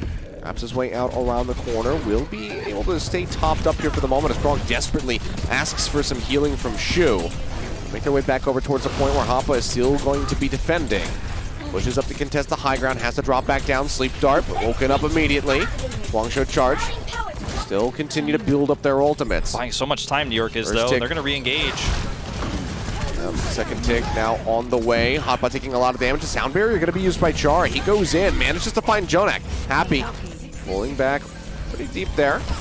Tries to get the deny on the res, but they cannot find it. Namo brings Jonak back into the fray, but he is completely surrounded. So does manage to stay alive for a little bit longer here, does Jonak, but will get taken down in the end, as will Anamo, and the cap will come through on point A. 3 minutes and 40 seconds here for the Guangzhou Charge, who still have a plethora of ultimates, 5 online. This looks like a very double capture situation, very potential double cap, right, situation for Guangzhou Charge. They have the EMP into the Blossom, right? They have Rio for longevity here on the point. The only thing they don't have is that sound barrier they use, but this is still a good fight for them. They got the hack onto Hotbot. They're not going to be going in for that Death Blossom yet. They have to clear the bomb off the point. Primal Rage is out from Rio, however. Does get hacked upon use, but Nene gone. Rio looks to go back through as Chara just steadily building up towards another sound barrier, already about to be at 70%. Weaving those shots in around the pillar, getting the clips here onto Mono. Let's build that up rather quickly. That was not really... Guangzhou will just go ahead and pull out. Not a ton of commitment there from Guangzhou Charge, but it's insane that Huxel swaps late and almost matches Happy now on the EMP charge. Speaking of... Yep, coming in from behind, drops down the EMP, a sleep out onto Huxel as well. Then he receives that nano boost from Jonak to try to keep him alive in the fight and try to break down the pushing members of the Guangzhou Charge. Bionade now onto Nero and Chara. It seems like they just try to go for the EMP. It doesn't work out. They immediately exit without any losses. The Ulta Economy Pendulum will swing back into New York's favor after this fight if Guangzhou can't make something happen here. They've already used their EMP, so it's tough to engage. They're going to go ahead and nano for the start, but look at this position here. Yep, they all in onto Mono. Sleep Dart now onto Nero. Sound Barrier will keep him safe for the moment, and the Bionade will expire. Guangzhou Charge want this to be the fight. They get the break onto Hoppa's mech. They finish off the Baby Diva. Manage to use that bubble to go ahead and absorb the self-destruct explosion so no one gets taken down. Death Blossom ready from Nero, waiting for his opportunity. Forces Huxel to jump away. Sound Barrier used by Anamo. We'll see how long they can wait this one out. Guangzhou Charge start retreating away from the point where they still have not gotten that first tick. And Chu does get picked off. Push around the corner now looking for Chara, but he's just a bit too fast. But Guangzhou, it looked like that was the time that they wanted to be all in on the point to close it out, and they cannot make it happen. Now their time has been reduced by 2 minutes. Yeah, and this is definitely a do-or-die fight, right? This upcoming one where they're going to have 6 ultimates here. New York doesn't have the sound barrier to counteract this really hard engage, but they will have a defensive EMP, especially if Huxel gets away with this free farm. He just got on the back line, did a ton. He's still alive over here on the right side. That's, New York's saving grace here is the longevity they're going to get with this nano on the Mono. There it is.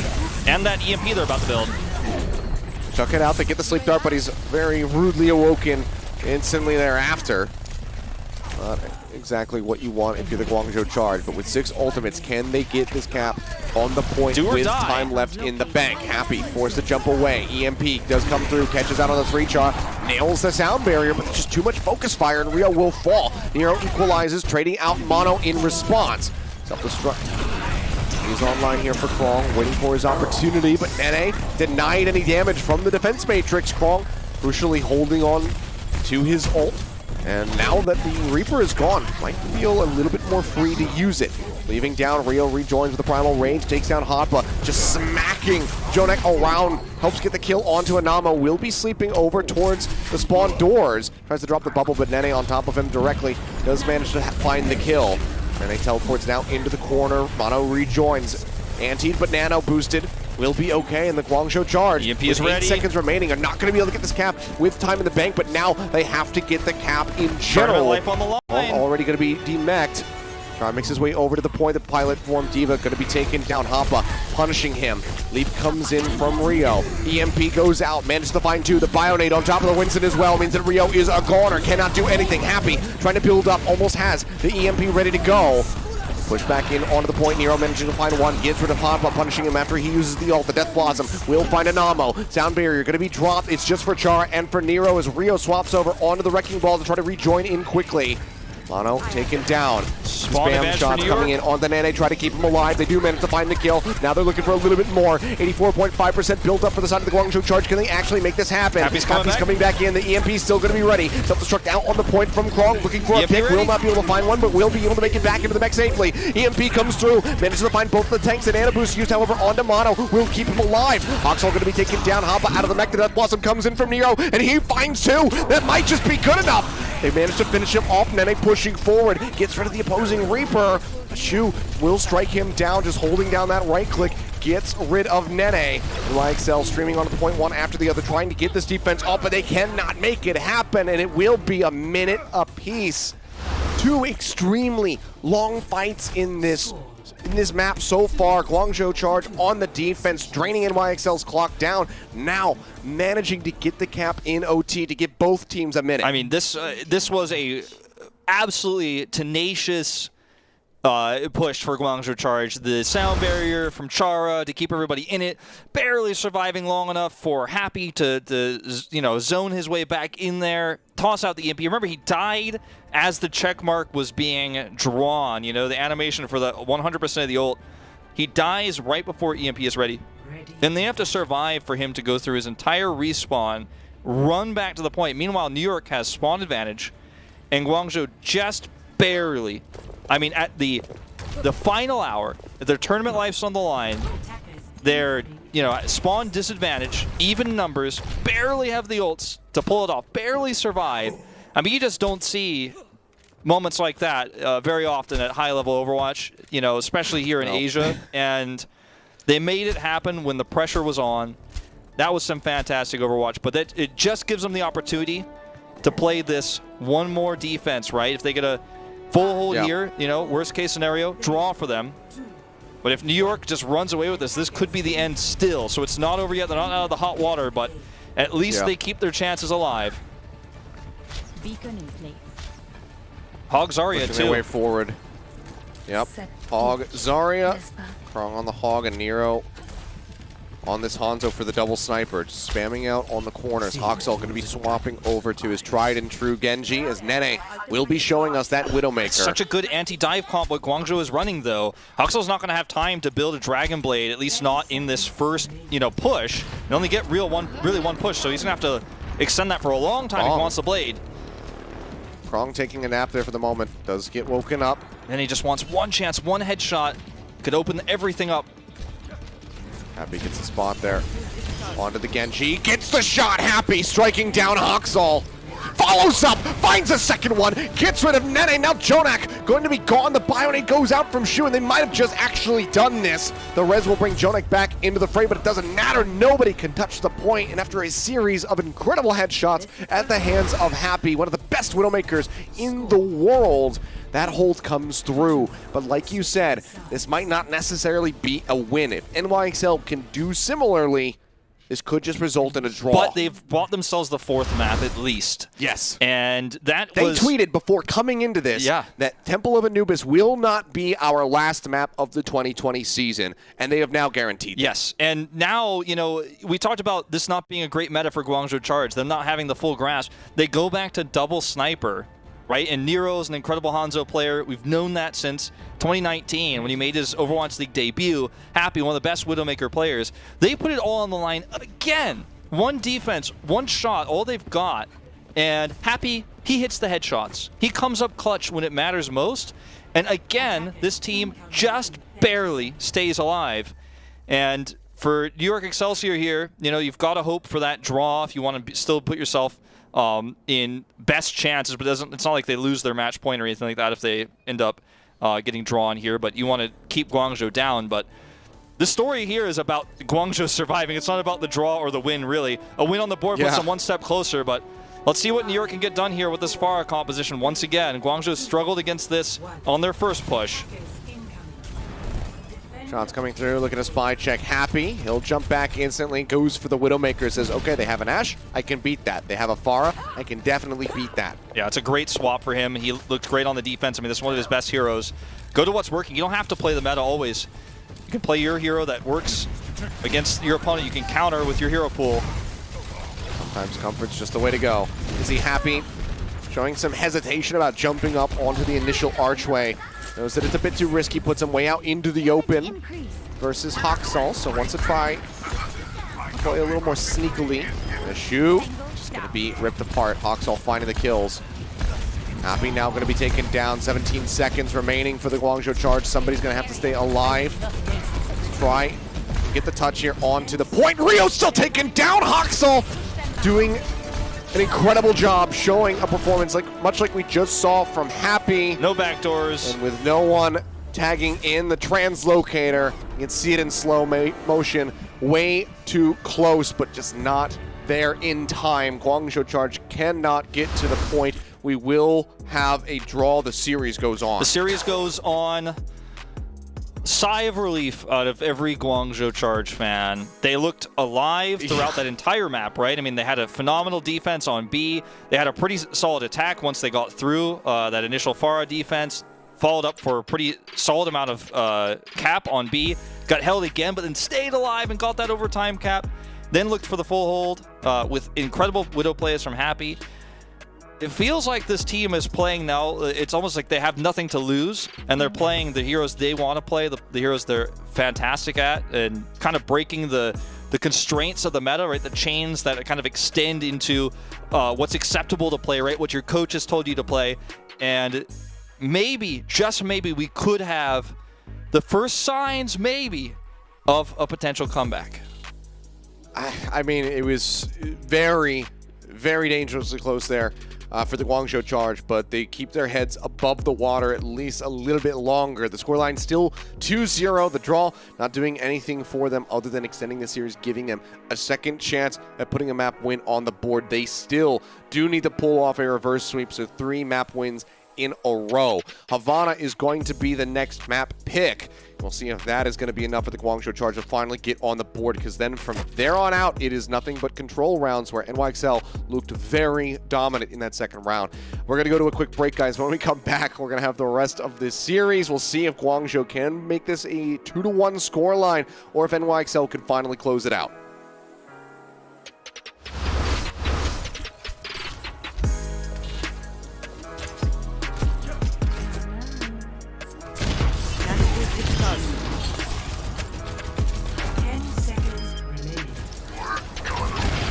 The Overwatch League is brought to you by T-Mobile.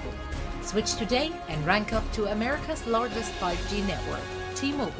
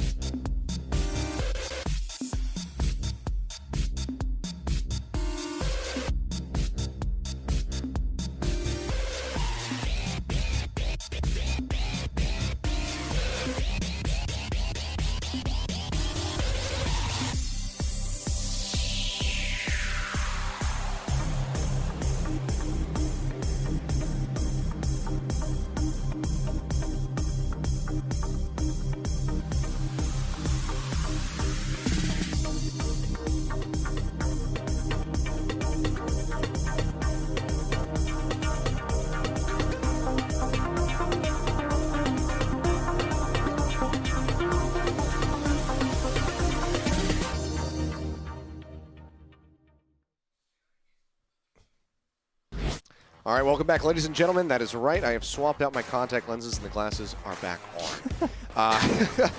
I needed my full vision, not my half prescription contact lenses for the rest of this series because things are heating up. We had a draw on Temple of Anubis, the Guangzhou Charge, not able to get that map win that they so desperately need and want, but they do extend this series, taking it one step further now to Havana. Yeah, Havana also a map that's really, I think it's the best escort map you can pick for Guangzhou Charge. If you want to play a more double sniper, you want to play the style you just found success with, relative success. Obviously, as you mentioned, they didn't take the map, but they showed their first signs of life, right? You want to see long sight lines. You want to see, A, controlled and dominated by Happy's Widow or Ashe. You want to see C controlled the same way on both attack and defense. That's where you're going to find the most success. Gibraltar, another map that plays into this playstyle really well too. But I really like the Havana pick. I think it gives you more flexibility with that Hanzo style that Nero really likes to play. And also, yeah, you can play the Reaper, you can play the Sombra as well, but I don't think we're going to see that for the entirety of this map. There's trade-offs though. If you try to run Sniper on A and get stomped and snowballed, then for B, they might have their own Sombra ultimate coming at you, right? Huxall might be walking into B with an EMP, and you've just made the transition. So there are risks involved with that type of style. So, it's something that I want to see, and I think that Nero and Happy both want to play Sniper here, but it's not necessarily the only choice, and it might be too risky. Again, still tournament life on the line as we set up. Yeah, and minor adjustment here for the NYXL is just Bianca. Surprisingly to some that we might still have the Nene Huxall duo coming through, but they've been playing extremely well thus far. Don't need to change that up, but seems like New York wants to go in a little bit of a different direction for their off-tank player. And look at Guangzhou. It's pig's feet, as we like to call it, the Sigma. As you like to call it. Well, look, it's starting to catch on. It's starting to catch on, all right? I'm just going to keep saying it until it catches on. But there's a difference here, right, between this composition of what Soul's running, right? It's the double sniper, which Soul has run, but not every time. But it's with the Zenyatta here, which is really interesting and unique. It offers really nice protection against EMP, but it also really empowers tank bust. You're expecting Mono to be on the Winston, you put the Discord Orb on that, and then suddenly Storm Arrows make quick work of that dive hero coming through. So it's an interesting take on this Sigma Roadhog, and I like it, especially against how New York have been playing so far. And Huxall once again going to flex over to the Genji. Mixed results with him on this hero versus double sniper so far in the playoffs. And they're taking a shot. Not going to be able to find a kill, but goes for the pop-up over the top. It'll just be very annoyingly greeted, at least from his perspective, by that experimental barrier. He's Happy. Spots out that shoulder of Jonak, but cannot get the shot. But does follow up for a headshot on the Mono, taking the Winston rather low. But as you can see, Jonak having a field day right now with all of this chip damage coming through. He's almost got a nano boost ready to roll. Happy just waiting for one mistake out of Anamo here. One peek, one overextension. Mono comes in, discorded immediately. Got the think they're on to Bianca's Mac. Huxall going to get nano boosted, just farming up those right clicks off of Krong. Does get eliminated in the end, but Nero finds Mono, so a tank for a tank.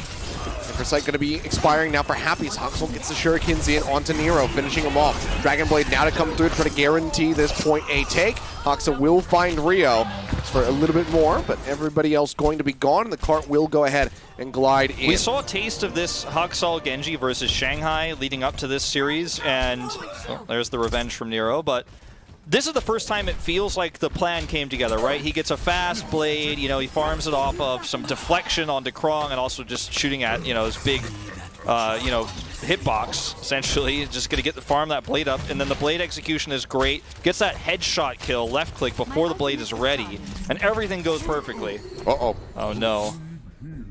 Well, he kind of dropped down to a decent position, honestly. They have to come way up over the top. Yeah, he's all right. See that pursuit there? Then he's not. No, he messed up the grapple. And yeah, it didn't go as far as he wanted to, so he got caught up in the Dragon Strike. So a nice little pick off there. This is going to be the hardest part of the map, arguably, for this double sniper comp. I mean, Nero gets, a little bit of a pass here on the Hanzo because the choke points are going to work well for his storm arrows, and he can just chip away at people as they do come out of choke points. But for Happy, it's going to be the hard part, right? You know, because he can't get great sightlines. He's always under threat by Haksal. And obviously Mono and Bianca, if he steps too far away from his tank line, which essentially peels and keeps him alive. Well, they spot Krong around the back. Bionade goes out onto 3 members of the Guangzhou Charge, and Chu does get eliminated before he can use the Transcendence there. Krong on as well, so 2 for 1 as Happy tries to trade things back, getting the headshot onto Jonak. Dive up over the top from Monos, looking to put the pressure on the enemy Widowmaker, which it will, forces him out of the room, but the rest of the team is waiting, so the rest of the NYXL have to pull back over towards the cart, where they're still, making a good amount of distance right now in a pretty good amount of time. Happy ults here, but even though he can see where everybody is, doesn't mean he can get line of sight if he can't actually find a window to shoot through. Here we go, Nanoblade. Anubis is out, Haksal coming around the backside, looking for a target, is just going to get shoved all the way into the back, manages to find Happy in the end. He's getting out-pressured on the other side, the other exit of the distillery here. Dive in, comes through onto Shu, they finish him off. Krong solo on the cart, tries to extend this defense, but cannot make it happen. So it's going to be 4 minutes and 25 seconds now on the clock for NYXL for the final stretch of Havana as the gate does open. Well, I mean, consolation prize here for Guangzhou, at least their composition fares really comfortably here. Haksal is going to have a lot harder of a time getting to Krong to farm a blade. He's halfway there, obviously, after an insane blade that we just watched. But it's not going to be as easy to make that happen. Nero gets a pick onto Nene, and that tells the story, right? I mean, you have sightlines controlled here, you have full vision, and New York really struggle to challenge that. And even Haksal getting in there, I mean, yeah, he can, at range, flick those shurikens out as he is now. But even blading is so difficult when you've got such good coverage right now as the Charge does. Well, that's exactly what Guangzhou wants to see. Happy also going to be a lot of peeled here as Mono just giving a nice little wave. He knows that he's dead. Like, there's like, oh, you want to come all the way out here as Winston versus Discord or, you know, Storm arrows coming through. I mean, you're not going to survive very long. So it's a reset. He has the Primal. He did farm that up from that last push, and this is going to be basically everything but a nano boost for New York for this engage, but it's closing that distance that's giving Haksal so much pause. He keeps getting headshot on the approach. Okay, that's a good start. That's going to be the big opening for him. Yeah, Nene finds a headshot on the Happy. Not seeing a res come out yet, as Haksal will get shoved back by the Dragon Strike. Char going to go in with the Valkyrie. Happy just going to be naturally rezzing. Mono tries to displace the tanks here in the front line. Graviton Surge going to be used by Rio, but it's a big whiff with such a massive displacement there from the Primal range that just kind of yeeted that out and didn't hit anybody with the grab. That being said, Mono still does get taken down, but Namo is quick on the res to bring him back into the fight. Dragon Blade coming through, Transcendence is out, but Char still so squishy. Cleared in with the Bionade from Jonak. Thanks for 2 targets, now 3 gone to the Dragon Blade. Deflection out, Haxa will find a 4th. The Char desperately swaps now over onto the Lucio to get the tag on the cart. Yeah, desperate swap for Nero as well. Rio, Krong, everybody's just trying to delay here. They're trying to burn that time. They're not going to get much else. Nene swapping too to try to get the hacks to prevent Rio it. sleeping. Just a time buy here. Start there onto the Wrecking Ball. Yeah, he's going to come back in. Self-destruct tossed out from Bianca. Goes up over the top, pushes Krong away from the cart, knocks him out of that mech. Now Chara going to be gone as well from Jonak. Clownade locked in. Keeps his team topped up. Haksal with a sliver of HP will get rolled over as Rio rejoins into the fray, but just doesn't have the health for it. The shield that he popped, there was not enough enemy members around to get a big shield, and they just chew through that one. A decent little time by here by the Guangzhou Charge. Obviously, when it started, that final stretch, there was a lot more time for the NYXL to try to finish Havana, but in recent times, even just finishing Havana has been proven to be pretty difficult. This is disastrous. You're not okay with this in any shape or form. There's no, well, at least I got him down to sub 2 minutes. There's no positive spin on this for Guangzhou Charge, unfortunately. You've got to forget you know, your failed defense. It was a good attempt, and it lasted very long on C. They had a great start, you know, with the long sight lines. York Excelsior, you know, had to wait until they really had all their ults up for that really big coordinated push before they could really start to crack the defense. But you've got to forget that. You've got to throw that out of your mind, and you've got to focus on basically setting a record here. You've got to have the best attack of Havana in recent memory. You've got to have this incredible push. You have to shake things up. People need to remember this push. That's the mindset you're going to have when you come into this, because you're not thinking, well, you know, at least we got him pretty low. Like, maybe we can have a good defense here. 2 minutes is an insane amount of time for Havana, as you mentioned. So, Never going to be happy with that one. New York going for the standard Winston defense here. With Nene and Haksal playing the Reaper Sombra. Everything as meta as can be. I don't know if this Doomfist is real. It might just be a, I was going to say a swap as the gates open. Didn't really make sense otherwise. Ooh. One nice direct hit there on the Haksal. Forces him to translocate away from the cart. Shots coming down from above. Just almost shred Anamo, and with the help of the Discord Orb tossed in from Shu, Happy will find the kill. Now gets the follow-up onto Nene. For his next target. Gets the dink on Mono as he leaps out. Happy's aim is just absolutely absurd. Jonak, on the other hand, throws out a damage orb and just kind of randomly happens to get a kill onto Shu, but it doesn't matter. The Guangzhou Charge have broken through. They get the res. Yeah. And this is what we've been waiting how quickly for. they can take this point A. This is what we've been waiting for, right? I mean, these are two of the best heroes, you know, in the terms of the pool for Nero and Happy. Talked about on Anubis, you know, I thought we might see it a little bit. But this is an insane duo, you know, when given these heroes. They have Krong on the Roadhog for some anti-dive here as well. And this is extremely comfortable for Guangzhou Charge. And this is the, the record pace they need. For the jump here into the back line onto Shu to try to take him down, but Hawks just couldn't get the shots moving in there in time. Nene eliminated by Nero, who continues to push forward, gets the direct shot there on the Jonak. T-Matrix comes out to try to protect the rest of the squad, but it doesn't matter. Haksal is already finished off. Now Mono gone. Nero, this guy's aim with the Pharah is just out of this world. This is exactly what we wanted to see. It's been so good all day, and it's been so good his whole career. I mean, again, like I said earlier, when we started this off on Lijiang, why barrage with this character when you could just hit everything you need? This is just going to be a preemptive minefield to prevent the encroach here of the NYXL players. You can see they can't really touch comfortably. Bianca had to push into that one. Happy just sitting on the high ground here. 100 HP, down to half, doesn't really mind. Knows that there's not really anyone at all on the side of the NYXL that can threaten him in that position. That was really nicely played. It was a risky play, but I like it a lot from Rio. It's like a speed run. I'm going to do the delay skip glitch where I put mines there, so when they try to touch the cart, they can't get on there. And it was, I mean, they're really going for a speed run here, and that's what they need. They absolutely need to have an insane pace. Now they're going to control this choke point here with Nero on the Pharah. Man, getting an EMP off is so difficult when you have to go through these chokes, and then Shu has the Transcendence ready too on top of it all. Yep. There's no Jonak Ana this time around, so we'll not be able to just toss out that ante. Haksal, hide behind the tree. They'll never expect it. Oh, he revealed himself. That's big. He does reveal himself, takes a lot of damage, and the Dynamite comes out. Happy finds the kill. Nero, in the meantime, picks Bianca out of the mech. This is looking fantastic for Guangzhou. Yeah, this is catastrophic now for the NYXL. Nene eliminated by Krong. As the cart will continue to advance, it's going to be so much time, near 5 minutes here for the Guangzhou Charge in the time bank for the final stretch, unless NYXL can get a last-second contest. But Jonak, he goes for it. Makes his way in onto the point, gets taken down instantly by Krong.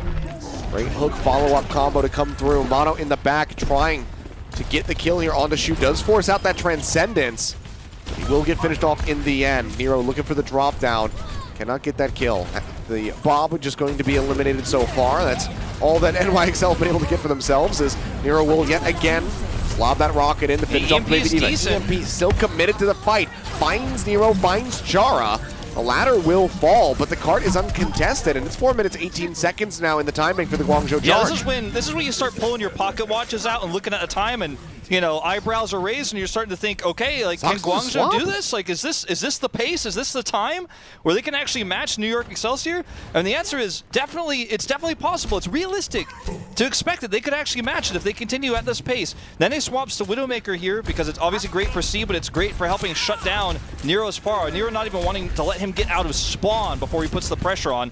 It goes both ways. It's not just the Widow counters the Pharah, but the Pharah can actually put the pressure on the Widow as well. Great play by Nero here to get them around this corner. Yep. Rio as well, finishing off Mono. See the poke out there. He's playing around this tower. Nene looking for the shot. Can't quite line it up. Yeah, now looks for Happy. Just doesn't get the hit that he desperately needs. Even the sleep dart's coming out here to try to shut this guy down, but Nero is on fire. He will not be stopped. It's actually taking the long way around. Now on the hunt, looking for Anamo. Pokes up over the top. He's got to be really careful at managing his fuel now, but you can see just how expert he is at this. Pushes his way back over to the front with a concussive blast. Rockets now coming down from above. Hoxall going to be eliminated, but not before Krong does get taken down. They get the D-Mech onto the Baby Diva here, or onto Bianca rather, and get the finishing blow. Krong is rezzed back in. A bit of opportunity for this barrage, but just hasn't pulled the trigger on it yet. Bubble comes down. Mono got nowhere to go. There you go. Pops him with that barrage, pokes back around the corner, and continues to apply pressure. You can see Nene taking damage off screen just by looking at his HP bar. You can see it. Look at Happy just push through, no fear. They're in really nice position here. The minefield out preemptively again for Rio. They're pushed into a corner. Nano boost onto Nero. He's pushing in. He's on the hunt. A couple tags come through from Jonak. The Bionade will connect onto Nero and Chara, but he's still going to stay alive. 2 minutes and 23 seconds now here for the Guangzhou Charge. Nero flicking his mouse, trying to redirect his head, making sure that he cannot have that lineup come through from Nene to get the kill. So far, it's working wonderfully. Whole hog out from Krong to push everybody away from the card as they try to roll this one in. And they will be able to do so here. 2 minutes and 5 seconds, so barely beating the NY Excel. They do manage to have a very successful push on Havana. Well, you know, now you're wondering, like, is the sky the limit here in terms of the defense for Guangzhou Charge if they run this composition, right? If they run the Pharah here instead of double sniper? New York seemed to really struggle to shut that down. I mean, again, it's not as simple as, okay, Widow counters Pharah, Diva counters Pharah, so, you know, and New York should just swap heroes and then it's just easy, it's free, you know? Like, how long can Nero play this? That's not as simple as it is, especially because Pharah can put the pressure on the Widow, which means the Widow's not shooting at the tanks anymore. The Widow's struggling to stay alive out of spawn while dealing with the Pharah, which means the tanks push up and then suddenly you're losing the tank battle as New York. You know, your supports are under fire, Jonak's not safe anymore, and everything just starts to fall apart. You know, something that Shanghai popularized last year and really exploded with was the Widow Pharah, right? And that's why they ended up taking a Stage 3 title, most would argue. Ding and DM, that duo was so insanely powerful. You know, you could see glimpses of that and how Guangzhou's playing. They are going to go back to the double sniper, though. Not going to run the defensive Pharah. Too much risk involved, too much variance with that style. They want to go back to something a little bit more safe here. In New York, staying with their tried and true Nene on the Widow rather than the Ashe, though, to start things out. Hoxall just going to be waiting. So you said it's the double sniper again. Mono already getting tagged up. Hoxall will swap over onto that Genji. Trying to get in position to dive in onto these snipers. Can start coming through. Happy going to be repositioning. Gets the dink onto Bianca's mech. As Jonik again is just going to be absorbing and reveling in all of that healing he gets to do. I mean, it's a slow... Nene now swaps. It's a slow push here, but the positioning is good for New York. You know, they're just slowly wrapping around this corner while avoiding sight lines. Not even having to commit Hoxall in until the last possible second. He knows he can get a ton of charge off of Krong once he gets that chance. Oh! Mono almost eliminated. Does get kept alive. Jonak, expert healing. Just follows up. Oh my god. Another dink. Hoxall taken down. You see the translocate out for the shot. The Namo. Again, you can see everybody just spinning as much as possible to try to avoid getting headshot by Happy. Yeah, that's the thing. That's the way the style has to be played. Hoxall commits in, right? And it looks like his deflect is just a second too late. Krong takes him out, and then everything else falls apart. New York has to retreat back, you know. Bianca with a nice pick.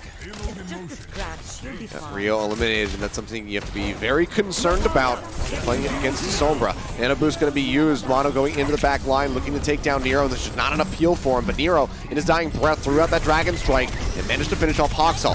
Krong hacked, antied out, and then he does manage to find the kill, and Char already burns the res, bringing Nero back into the fray. So let's see if he can pop off to try to make this defense successful. Mono goes up top. Somebody's going to have to touch. Rio rolls back through. Minefield almost online for him as Happy looks for a kill. Sees the deflection being used by Hoxall. Gets the body shot, but can't line it up on the head yet. Body tag there onto Anamo as well, pressuring them out as best as he can. Hoxall dives in, finds Chara, getting the kill. Transcendence now rolling from Shu as Hoxall gets in on top of Happy, finishing him off with the right clicks. Now looks to farm onto Krong. We'd love to hold on to this Dragon Blade, and with the hack coming in, should be able to do so. Krong cannot take a breather, cannot heal himself, and NYXL will be able to push forward into point and they get the res. Bianca's back in the mech.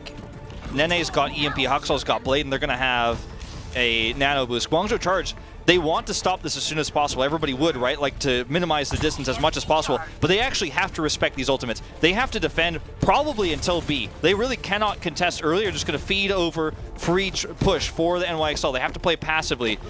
Nene looking for his opportunity to take the first fight with a backside EMP is detected for just a moment. Well, is spotted. Hadn't been seen yet by Happy. He didn't turn around with that infrasight rolling. Look at Rio just contesting, just alone, just slowing it down. Moving in as he can. Sleep Dart does not connect onto Hoxel. Manages to find Shu with the blade. Mono taking down Nero way in the back line as Happy is going to be suffering the same exact fate. Mono cleaves them down. Rio tries to come to the rescue, but he just cannot do enough. It's looking like NYXL should be able to get themselves a point B push now here on Havana. There's just no way they could stop it anymore, and Nene, you know, holds this EMP. It was a nice fight for NYXL. They punished Rio. They were able to take control of the cart when he decided to delay. And, you know, now, you know, again, this is the best part for Guangzhou with double sniper. But with EMP ready and no available counter, I mean, this is a scary moment, you know, where suddenly this map might slip through your fingers. Your playoff life, your tournament life, your whole 2020 might just slip through. Oh, that's a good start. The Dragon Strike now going to be tossed out over onto the cart. They can clear that long enough that OT bar will plummet. EMP is used, finds 4 members on the side of the Guangzhou Charge, but no one eliminated here. Very bad EMP, very still, mistimed. though, the cart is contested. Rio going to be taken down. Bianca knocked out of the mech, looks for the Baby Diva, misses the first shot, misses the second. For a little bit more, because they have to stay on that cart. Minefield comes in to play. Happy follows up on the back of that explosion, gets the kill onto Bianca. Now Anamo going to be gone. No immortality field is there. Krong receives a nano boost out from Shu, as they will finally be able to clear the cart and stop NYXL's push. But given that they ran into overtime at point A, for how far that they went to make it all the way through to the final stretch, this is a very daunting task for the Guangzhou Charge because they did not have that significant of a time advantage. I mean, this was a very, very similar time to what we saw from Guangzhou do on their own attack. Question marks across all the silhouettes of the heroes here for Guangzhou Charge in the top right. The question is, do we see Nero on that Pharah? Will New York Excelsior adapt, right? Attackers get the advantage. And take a look at a replay here of Happy at this choke. Does take out Bianca, and then I think he gets the kill here onto the Batiste, yeah. Yep. But this is the moment where, you know, you've got to wonder as the defenders, you know, what are we up against? This is a scary moment for New York where you think, okay, is it the Pharah blind? Do we assume that? Or, you know, do we just play standard? I mean, the Widowmaker, struggling to get the words out of my mouth on that one, the Widowmaker with the Sombra, I think is the best compromise here for New York because you have the ability to shut the Pharah down. And you have the ability to play standard, play that poke war, the sniper war. You know Guangzhou, they don't have Eileen. They're not going to put Nero on Genji. He's played it before, but that's not going to happen. You're not afraid of that. It's a kind of catch-all defense here for New York Excelsior. But just because they have the right heroes doesn't mean the execution is going to be perfect. And Nero is so on point tonight with this Pharah. Let's see how much he can get done. There's to see if Happy will be swapping off of the Hanzo here. Shots coming down, Nene looking for the finish, but again, just can't quite line it up. Little tag repositions over to the side. Tagged again from Shu. Now will be very much forced out, but Shu got him as he tried to grapple to the side. There's no mercy on the side of the NYXL, so they cannot bring him back into the fray. He's going to have to be running back in. Mono will fall, the front line crumbling here for the side of the NYXL. Bianca popped out, finished off, and like you say, very great start for the Guangzhou Charge. It feels like he's always behind NYXL, right? He's behind Bianca. Like, where's the D-Matrix? It's facing in towards the rest of Guangzhou as if, you know, New York is going to dive through, right? They're running a dive-esque composition. They even swapped Nene onto the Tracer now, and so Bianca has to dive in with the team, but if the Hero's on the other side, that means no D-Matrix, that means no damage mitigation, that means tons of AoE just chipping in, as you can see here. I mean, look, again, and instantly the supports are gone. Jonek and Anamo both absolutely obliterated on the re-entry. Bianca eliminated as well, and that's point A. There's no way. Oxel, he does have an EMP online, but I don't think that they can recommit here. They have to just fight inside, use the EMP there, and then try to win and stop the cart. You have a win condition in stopping the cart, right? So why contest here? Not worth going for. They still keep going for it. Let's see if NYXL can make me look like a fool. Krong already going to be gone. Happy taken down by Nene. Finds one. Rio does get mono, but they still play the card! It might not matter, though. They allow the card to get pushed through. It might not. We'll have to see. Rio is still alive. The minefield has taken down 2. Both supports, I do believe, falling to that. Now Bianca loses out on the mech. There's still 10 seconds left for the rest of the Guangzhou Charge to get reset and come back in. I think New York might have overstepped here. I think they might have overextended here. They could have tried to play that same team fight either in the middle of B, where they had high ground advantage, or on the contest going into C, where they had those choke points controlled. They can still wait and play for that now. It's not all over here for this map. Guangzhou Charge can't make any mistakes. Nero's sleeping. They get a sleep dart onto him. Can they get the collapse? The answer is going to be yes. Anamo pushing forward, manages to find that kill. Chara, can he get a res off? I'm going to go ahead and venture a guess and say no. Pulse bomb out from Nene. The res does come through after enough space is created, but Hoxel leaps up over the top and hacks all 4 of the remaining members of the side of the Guangzhou Charge. Krong, however, does manage to strike back, finds 1 kill, punishing the Sombra. But Krong, now Chara are all eliminated. Rio rejoins, drops in the minefield, is trying desperately to knock some of the members of the NYXL into these mines, but they get the sound barrier shielding from Anamo, and they cannot continue the push. The New York Excelsior will win on Havana. They will shut down the rest of the season. The hopes of continuing in the playoffs that the Guangzhou Charge were holding on to. A 3-0 technically in the end here. After you take that draw into consideration for the NYXL, they will be advancing into our losers bracket finals. You can see the emotion on the faces of the Charge players. Everyone's a little bit disappointed, but I don't think you can really feel too bad about what was perhaps one of the most exciting and most emotional. Like, for me, that whole time I was on the edge, like, is this possible? Like, is this doable? Are we going to see David beat Goliath, basically, in this situation of a 3-0 that I think I've cast in Overwatch? Like, that was one of the closest, one of the tensest 3-0s where, I mean, anything could have happened if slight circumstances were different. But at the end of the day, New York was the stronger team. They win it out. They're advancing to play against the loser of Shanghai versus Seoul, which we do have coming up next. But what a season for Guangzhou Charge. They defied expectations. They won a tournament, right? And they ended up getting dealt a bad hand in terms of the meta, to be honest, here in the playoffs. But they still put up a good fight till the end. Yeah. I like the shift, just going to things that were full comfort for them. That's where they looked really, really great. Happy on the Widowmaker, especially at the end there on Temple of Anubis. Very much enabling them to get that full hold against the NYXL in the overtime and force the draw. Clutch moments like that, they really made this series absolutely special. But unfortunately for the Guangzhou Charge, that is the end of the road. NYXL, like you said, will be playing against the loser of our next series, which is Shanghai Dragons versus the Seoul Dynasty. And either way you slice it, it's a very daunting opponent on the horizon for New York. They'll have a little bit of time, obviously, to figure out who their opponent's going to be and then square off against them tomorrow. But let's go ahead and celebrate one of our players, our player of the match, in fact, on the side of the NYXL. Presented by Xfinity, it is going to be Anamo, as supports continue to just go ahead and rake in these wins. Anamo not only had, incredible sound barriers to shut down Happy, which was a big name, a big moment, or game changer. My excitement levels are still really high. Several big game changers for him in terms of the sound barriers, but he also got a lot of solo kills on the backline. Killed Shu several times. Was really able to put off a ton of damage. Got some environmental kills across the board.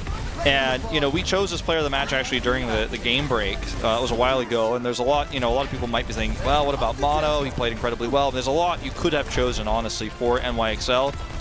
Nene's return, he played really well too. But I think Anamo was just so consistent throughout this series, and even the 2 maps we saw after we kind of tossed our vote in.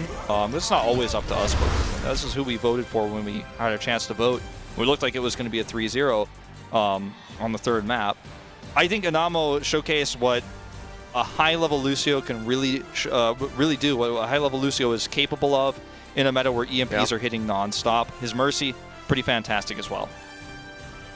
Yeah, it was just clean across the board, Lijiang-esque, as we could say, I guess, for Anamo, just constantly shutting down those EMPs that were coming through from the Guangzhou Charge. Not really ever allowing them to capitalize on the EMP targets, no matter how many they actually managed to hack. They just couldn't quite get him. So very elusive, and in my opinion, a very well-deserved victory for Anamo. But guys, that's Series 1 out of the way.